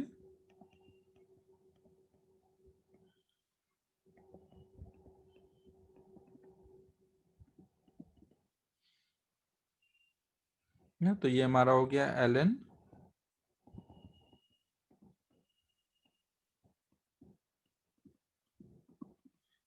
इधर कर लेते हैं।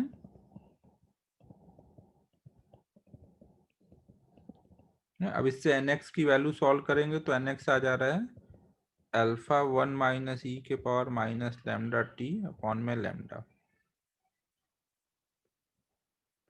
और एन एक्स के न्यूक्लियाई मैक्सिमम कब होंगे, जब इसका डिफ्रेंसिएशन जीरो होगा ना। ये डिफ्रेंसिएशन जीरो होगा तो उस टाइम पे जीरो डालोगे तो एन एक्स के नंबर ऑफ न्यूक्लियाई का मैक्सिमम वैल्यू कितना आ जाएगा, अल्फा बाई लैम्डा।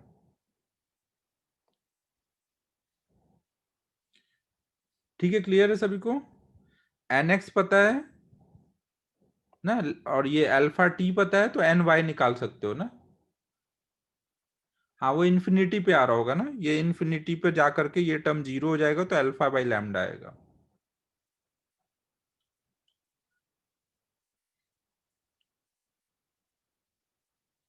ना, जब जिस रेट से ये फॉर्म हो रहा होगा, उसी रेट से जब डिके होने लगेगा ना, तब नंबर बढ़ना बंद हो जाएगा, वही टाइम पे मैक्सिमम होगा। शुरू में रेट ऑफ फॉर्मेशन ज्यादा है, रेट ऑफ डिके कम है ना, तो net number of nuclei x के बढ़ रहे हैं, एक्स के नंबर ऑफ न्यूक्लियाई बढ़ेंगे तो रेट ऑफ डिके बढ़ेगा। अब रेट ऑफ डिके बढ़ते बढ़ते जब अल्फा के बराबर हो जाएगा, तो एक्स के नंबर ऑफ न्यूक्लियाई बढ़ना बंद हो जाएंगे। कुछ समझ आ रहा है मैं क्या बोल रहा हूं?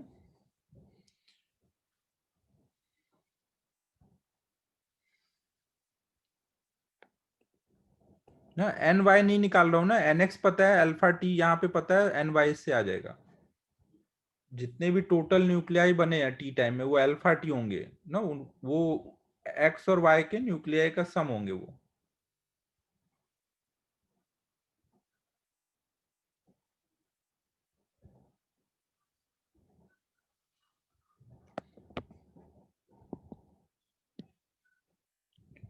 नोट कर लो इसको।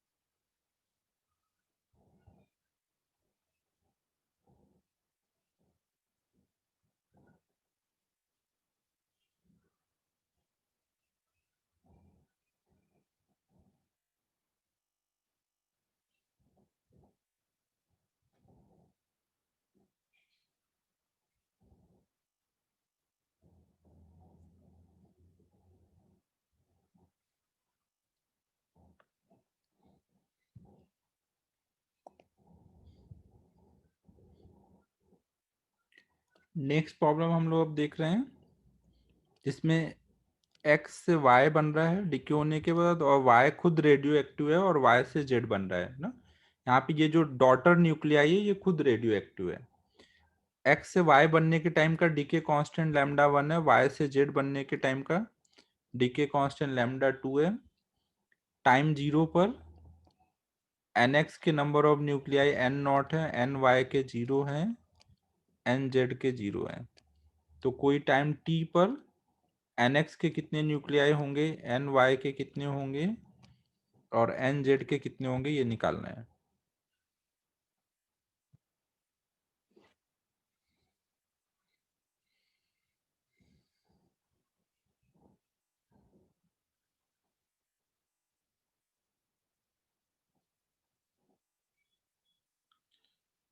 डिफरेंशियल इक्वेशन पढ़ लिया तुम लोगों ने?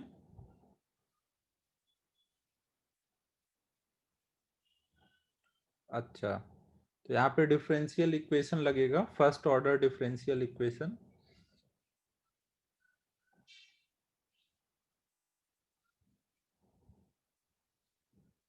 तो मैं सॉल्व कर देता हूं ना।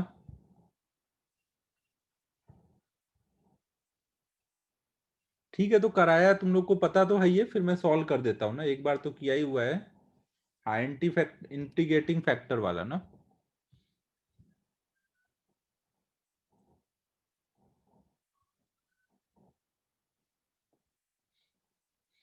तो देखो यहाँ पे क्या होता है,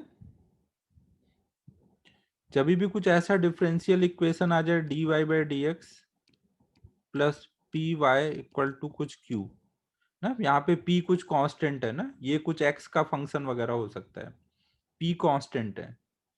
तो यहाँ पे आपको इसको सॉल्व करने के लिए इंटीग्रेटिंग फैक्टर e के पावर इंटीग्रल p dx से मल्टीप्लाई करना पड़ता है। मल्टीप्लाई करने से क्या हो जाएगा,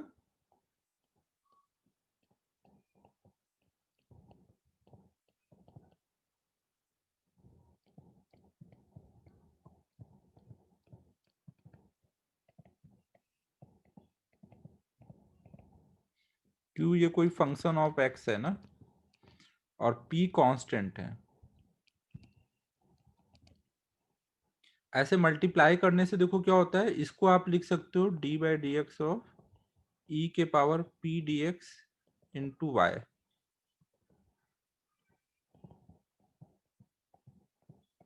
देखो आप इसको अगर प्रोडक्ट रूल से ओपन करो, एक बार इसको बाहर निकालोगे तो y का डिफरेंशिएशन कर रहे हो, और एक बार y को बाहर निकालोगे और इसको सॉल्व करोगे, y बाहर निकालोगे और इसको सॉल्व करोगे तो क्या होगा, p यहाँ कांस्टेंट है ना, ये बाहर आ जाएगा ना। ये जो टर्म है इंटीग्रल e के पावर p dx ना, ये हमारा कितना होगा, e के पावर p इंटू एक्स है ना। तो इसको डिफरेंशिएट करोगे तो p बाहर आ जाएगा और e के पावर px रह जाएगा। तो ये वही लिखा है ना, यहाँ पे p बाहर आ गया और e के पावर px लिखा है। तो ये मतलब इनको इसी को ओपन करके ये ऊपर लिखा गया है, तो हम ऐसे लिख देंगे, फिर dx इधर ले जाएंगे। तो अब ये आगे क्या बन जाएगा,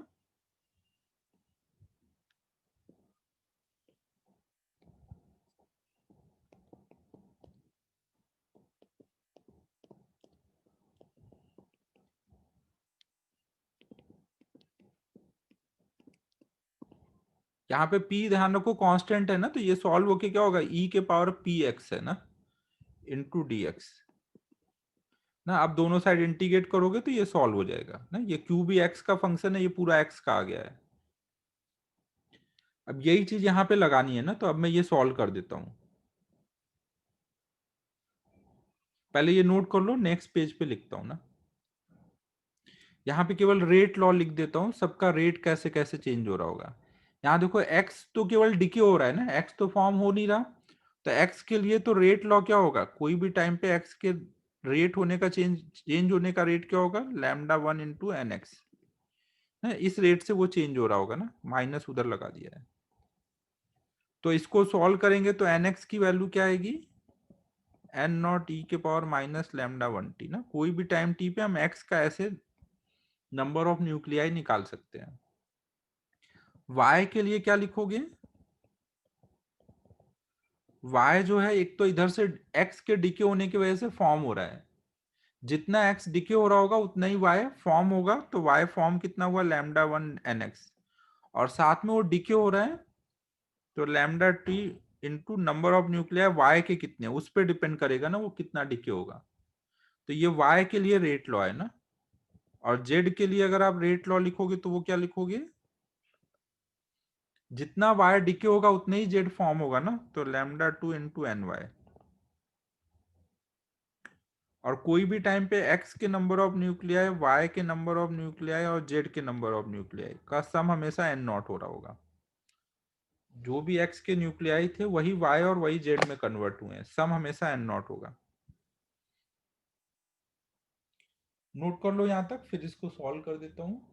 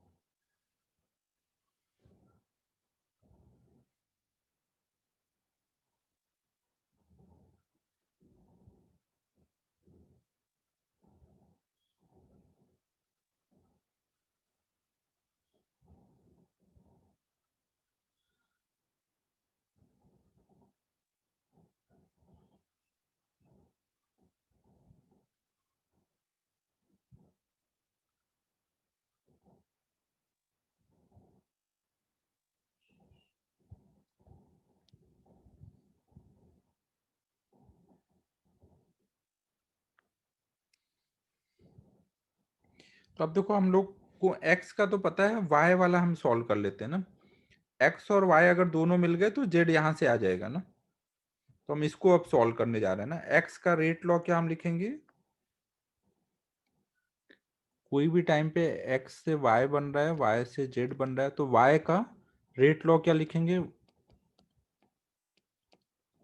किस रेट से फॉर्म हो रहा है वो लिखेंगे, lambda one n x minus किस रेट से वो डिके हो रहा है। तो अब हम इसको y वाला टर्म इधर लाके ऐसे लिख सकते हैं,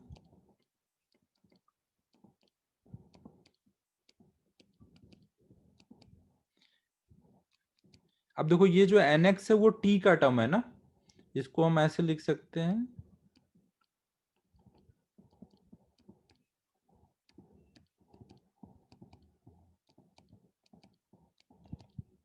तो अब ये वाला टर्म देख रहे हो, जो हमने डिफरेंशियल इक्वेशन देखी तो वो वाला आ गया, dy बाई डी एक्स, जो यहाँ होता है उसका फंक्शन यहाँ आना चाहिए, और जो यहाँ होता है वो वाला टर्म यहाँ आना चाहिए, और एक कांस्टेंट, तो उस टाइप का टर्म बन गया ना ये। तो यहाँ पे इंटीग्रेटिंग फैक्टर हम कितना मल्टीप्लाई कर देंगे, e के power lambda to d T, मतलब कितना आ जाएगा, e के power lambda two into T ना, ये इंटीग्रेटिंग फैक्टर इसमें मल्टीप्लाई कर देंगे, मल्टीप्लाई कर देते हैं ये,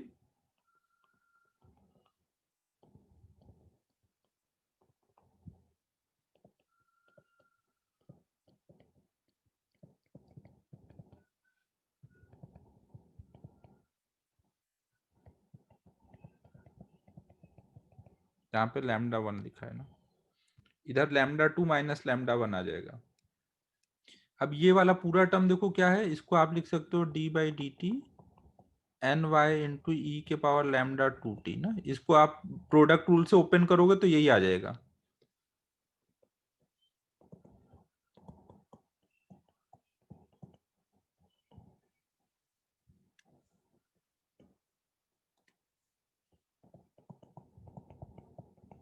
डी टी इधर कर लेंगे,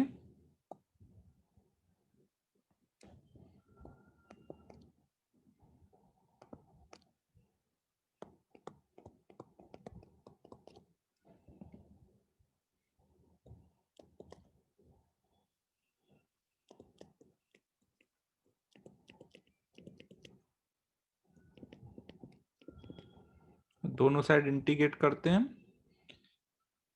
टाइम जीरो पे नंबर ऑफ न्यूक्लियाई, ये वाला टर्म की वैल्यू क्या आएगी, जीरो आएगी ना, टाइम जीरो पर एन वाई जीरो था ना, और कोई टाइम टी पे इसकी वैल्यू ये आएगी एन वाई ई के पावर लैम्डा टू टी ना, जो ये टर्म है वही लिमिट में डालेंगे ना, और यहाँ पे टाइम डी टी की लिमिट तो टाइम जीरो से टी तक, इधर वाला टर्म क्या बन जाएगा, एन वाई ई के power lambda two t equal to, इधर क्या आ जाएगा, लैम्डा वन बाहर एन नॉट बाहर, ई के power lambda two minus lambda one into T,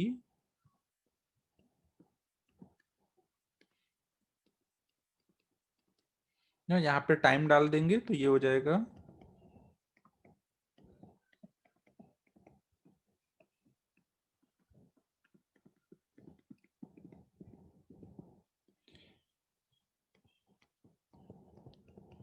फिर e के पावर लैम्डा टू टी से डिवाइड कर देंगे तो एन वाई आ जाएगा,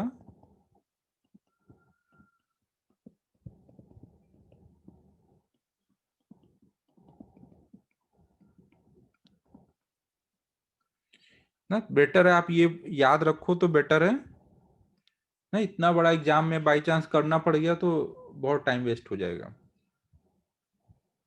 ना। अब एन वाई अगर हमें पता चल गया, एन एक्स पता है, तो हम एन जेड निकाल सकते हैं, n naught minus n x plus n y करके।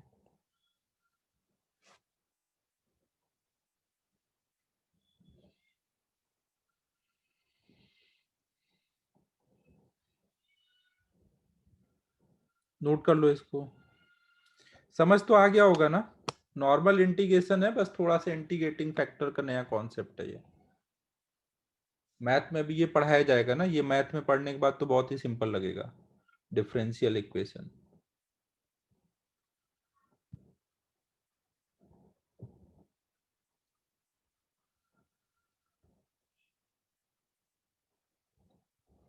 लिमिट हमेशा देखो, आप ध्यान रखो कि आप लिमिट किसकी डालते हो। डी टी डी एक्स, जो डी के साथ होता है उसकी लिमिट डालते हो। यहाँ डी के अंदर कौन है, ये है, तो इसकी लिमिट डालोगे। तो टाइम जीरो पे एन वाई कितना था, जीरो, तो इन दोनों का प्रोडक्ट मिलके ये पूरी वैल्यू कितनी थी, शुरू में जीरो, और कोई टाइम टी पे ये वैल्यू की वैल्यू ये होगी एन वाई इंटू ई के पावर लैम्डा टू टी। जो डी के अंदर है उसकी लिमिट डालनी रहती है ना।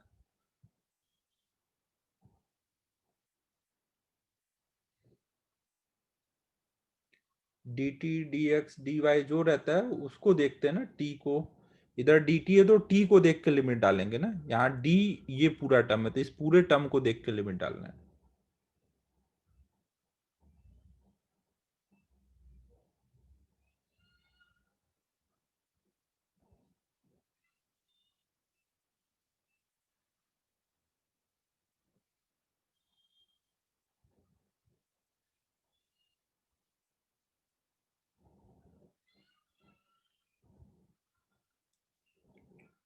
नोट कर लो इसको।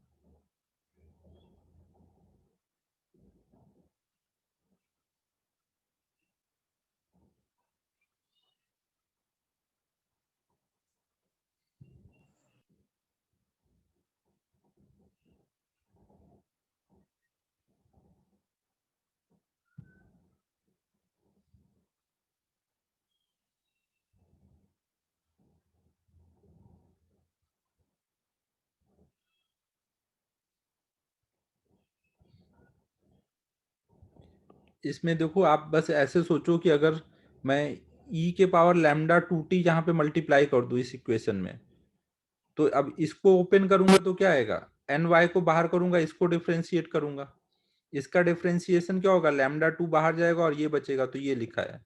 और एक बार इसको बाहर करूंगा एन वाई का डिफ्रेंशिएशन, तो ये लिखा है। मतलब अगर मैं इस टर्म को ये लिख सकता हूं ना, ई के पावर लैम्डा टू टी क्यों मल्टीप्लाई किया उस पर मैं ज्यादा दिमाग लगाऊं, अभी अगर कर दिया है तो ये ऐसे हो जाएगा, फिर ये ऐसे बन जाएगा ना। ये क्यों किया ये आपको समझ आ जाएगा ना मैथ में ना। और फिर इसके बाद डी टी इधर ले आओ, अब ये पूरा टी का टर्म है, ये इंटीग्रेट करो, ये वाले टर्म को इंटीग्रेट करो, इसको डिफ्रेंशिएट करोगे तो ये आ जाएगा ना, यहां से समझ आ जाएगा कि उसका उल्टा हुआ है।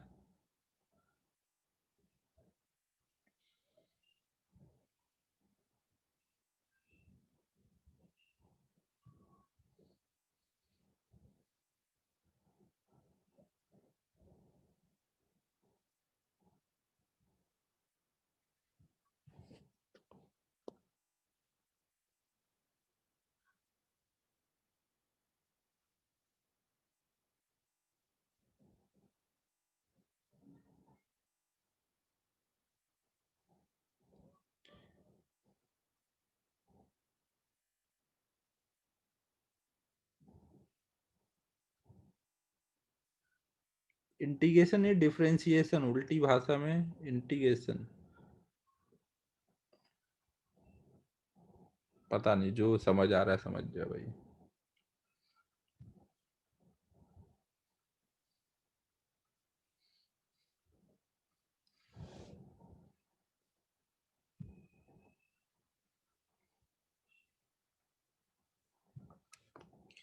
देखो यहाँ पे ये जो डीके हो रहा है, एक्स से वाई हुआ फिर वाई से जेड, तो इसमें इस डीके को हम नाम देते हैं सक्सेसिव डीके।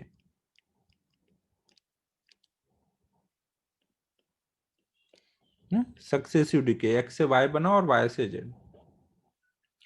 फिर इसमें एक टर्म आता है रेडियो एक्टिव इक्विलिब्रियम ना। जिस टाइम पे वाई के नंबर ऑफ न्यूक्लियाई कांस्टेंट हो जाते हैं ना, उस कंडीशन को हम बोलते हैं कि रेडियो एक्टिव इक्विलिब्रियम आ गया है ना। जिस रेट से एक्स वाई फॉर्म हो रहा है और फिर अगर उसी रेट से डिके होने लग जाएगा तो वाई के न्यूक्लियाई कांस्टेंट हो जाएंगे ना, तो उस कंडीशन को बोला जाता है कि वहां पे रेडियो एक्टिव इक्विलिब्रियम आ गया है ना। कभी पूछा जाए कि इक्विलिब्रियम की कंडीशन के लिए सॉल्व करना है तो मतलब होगा कि वाई कांस्टेंट हो चुका है।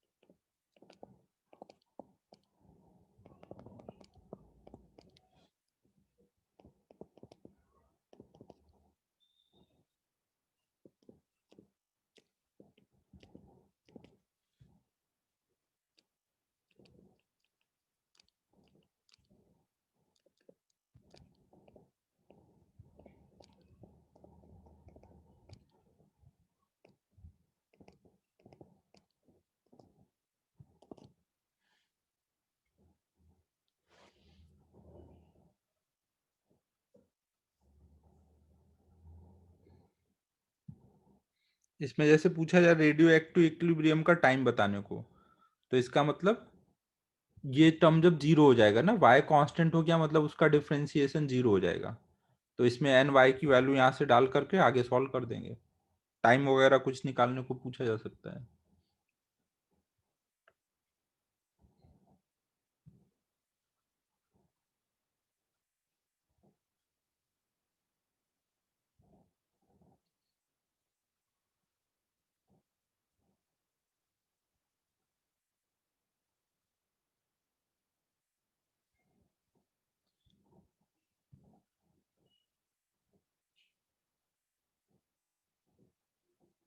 अब आज इतना ही करते हैं। नेक्स्ट क्लास में अब बहुत ज़्यादा से ज़्यादा आधा घंटा 40 मिनट का बचा हुआ है, वो कर लेंगे अब नेक्स्ट क्लास में।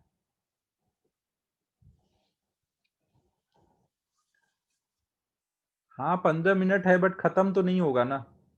15 मिनट आज पढ़ा दूंगा तो अगली क्लास में 15 मिनट का ही बचेगा।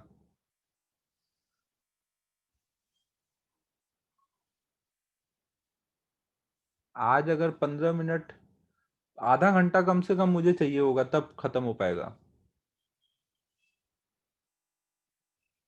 हाँ फिर एडवांस के टॉपिक खत्म हो जाएंगे।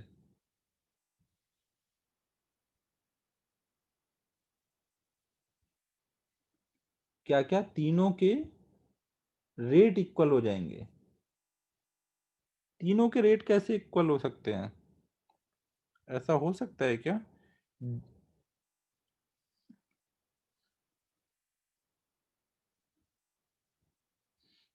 पता नहीं यार सौरभ, तू एक बार ध्यान से देख, और ये जहाँ पे भी कंफ्यूजन लगे ना वहाँ पे कोई स्टैंडर्ड टेक्स्ट बुक भी देखा कर।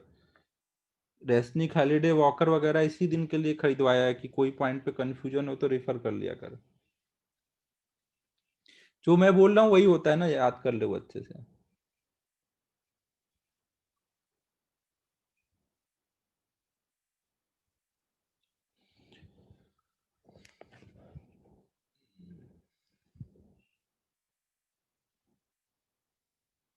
हाँ तो वो तो जितना वाई बन रहा है उतना ही जेड बन रहा है।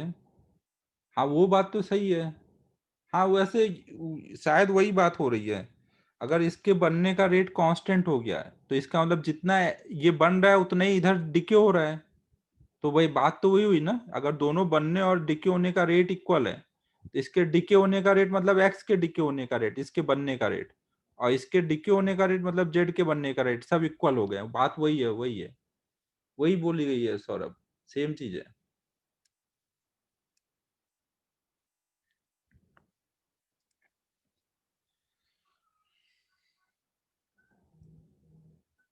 तो वो लोग एक्सटेंड कर लें, 15 मिनट तो अपना हो जाएगा फिर आज।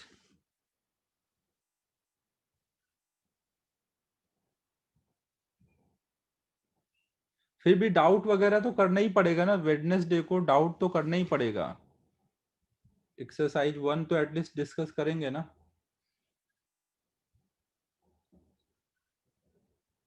वही करते हैं, आधा घंटा नेक्स्ट क्लास में पढ़ लेंगे और जो भी डाउट होगा आधा घंटा जितना टाइम लगेगा डाउट कर लेंगे, तो हो जाएगा ये चैप्टर। तो अब पहले तो होमवर्क बता देता हूँ। मेंस वाला है ना, इलेक्ट्रोमैग्नेटिक वेव है, वो एक क्लास नहीं 1 घंटे में खत्म हो जाएगा, वो कर सकते हैं। और मैग्नेटिज्म वाला है वो 1 क्लास का है। बट अभी मेंस का नहीं करने का मन है यार, अभी तो बस वो कराऊंगा। नेक्स्ट क्लास में केवल एडवांस खत्म करूंगा। मेंस का तो लगे तो अभी दिवाली वैकेशन में वीडियो भी बना सकता हूँ, अगर मूड किया तो वीडियो बना के डाल दूंगा। छोटे छोटे टॉपिक है, आराम से समझ आ जाएगा।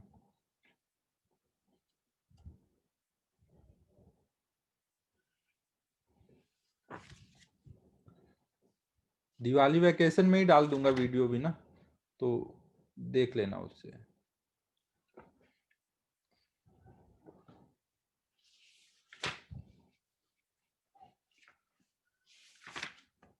चलो होमवर्क नोट करो।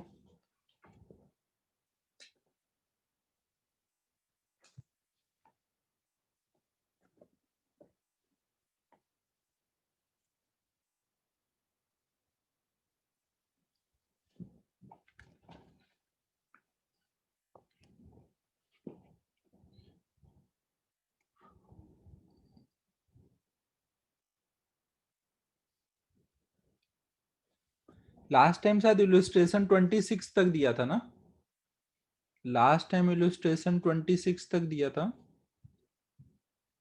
ठीक है, 27 के लिए अभी थोड़ा सा पढ़ाना है, वो नहीं हो पाएगा। 27 छोड़ के 28 से करते हैं।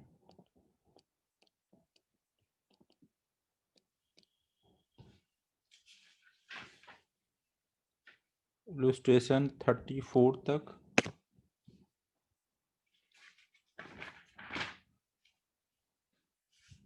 फिर इन टेक्स्ट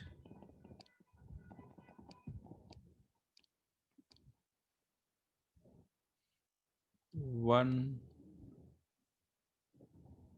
2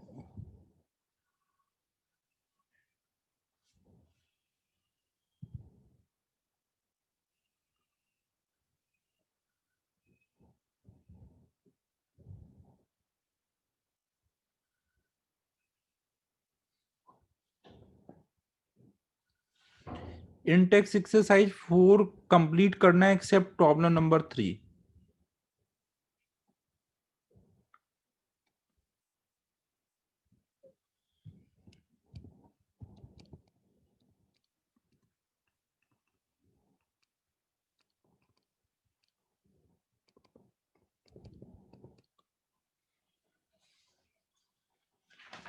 फिर एक्सरसाइज 1 में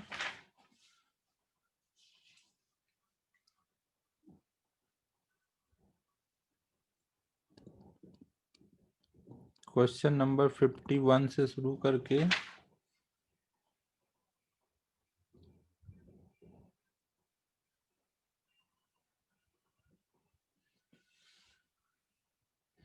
71 तक।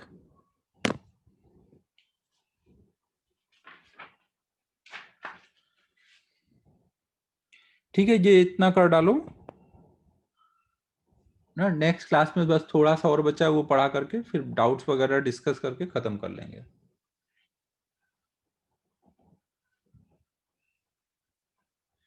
आदित्य उस टाइम पे देखो क्या होगा, अगर λ2 ग्रेटर देन λ1 होगा ना, अगर थोड़ा ज्यादा है तो उससे फर्क नहीं पड़ेगा, क्योंकि नंबर ऑफ न्यूक्लियाई जो y के हैं वो शुरू में कम होंगे ना, तो λ2 इंटू एन वाई की वैल्यू कम हो जाएगी। अगर λ2 बहुत ज्यादा है λ1 से, तो जैसे ये y बनेगा तुरंत डिके हो जाएगा। y के number of nuclei her time पे 0 रहेंगे, जैसे बनेगा तुरंत डिके हो जाएगा।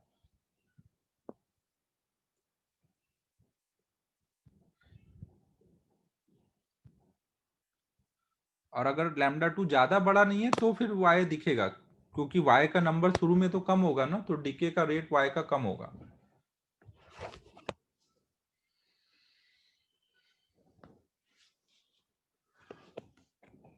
टेस्ट का टॉपिक अब मॉडर्न फिजिक्स रख लेते हैं। इस संडे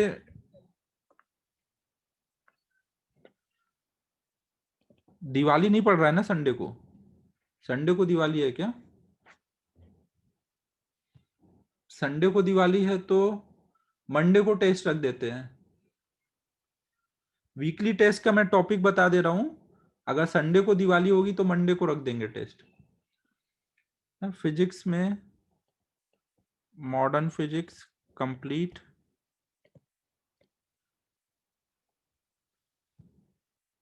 3D और कार्बोक्सिलिक एसिड।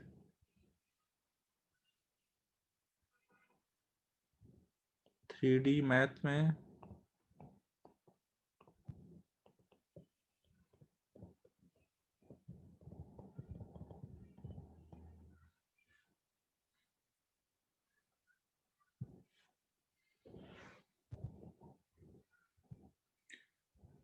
सीएन सर ने पॉलीमर बोला है क्या?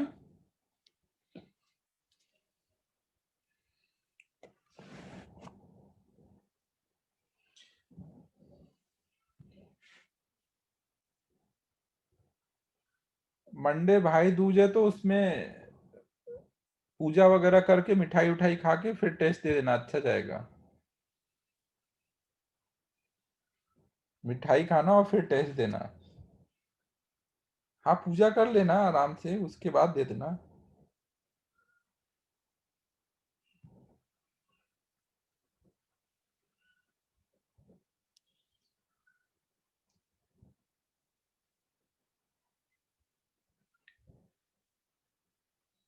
ट्यूसडे रखें?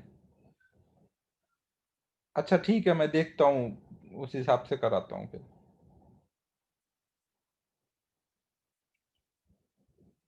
13 से 21 हॉलीडे है, मतलब अब आगे पूरा हॉलीडे ही है। 13 के बाद अब हॉलीडे ही है ना सब कुछ।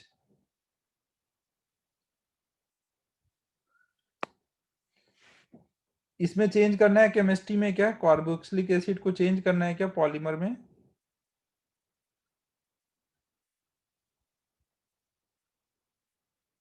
दोनों का दे दो ना, कार्बोक्सिलिक एसिड भी हो ही गया होगा, पॉलीमर भी हो ही गया है, दोनों दे दो।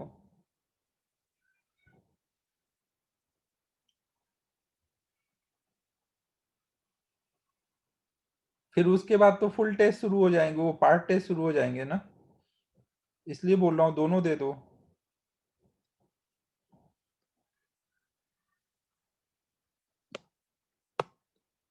बोलो फाइनल क्या करना है।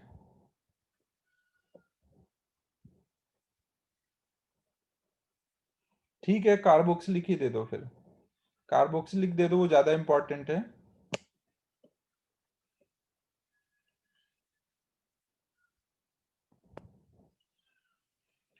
ठीक है फिर अब क्लोज कर रहा हूँ ना।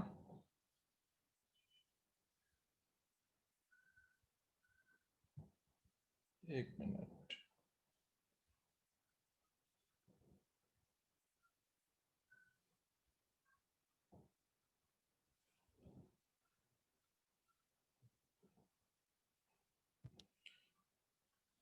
ट्यूसडे को फिर वही रखेंगे, 10:30 के करीब ही रखेंगे, ट्यूसडे को ही रख देते हैं फिर टेस्ट।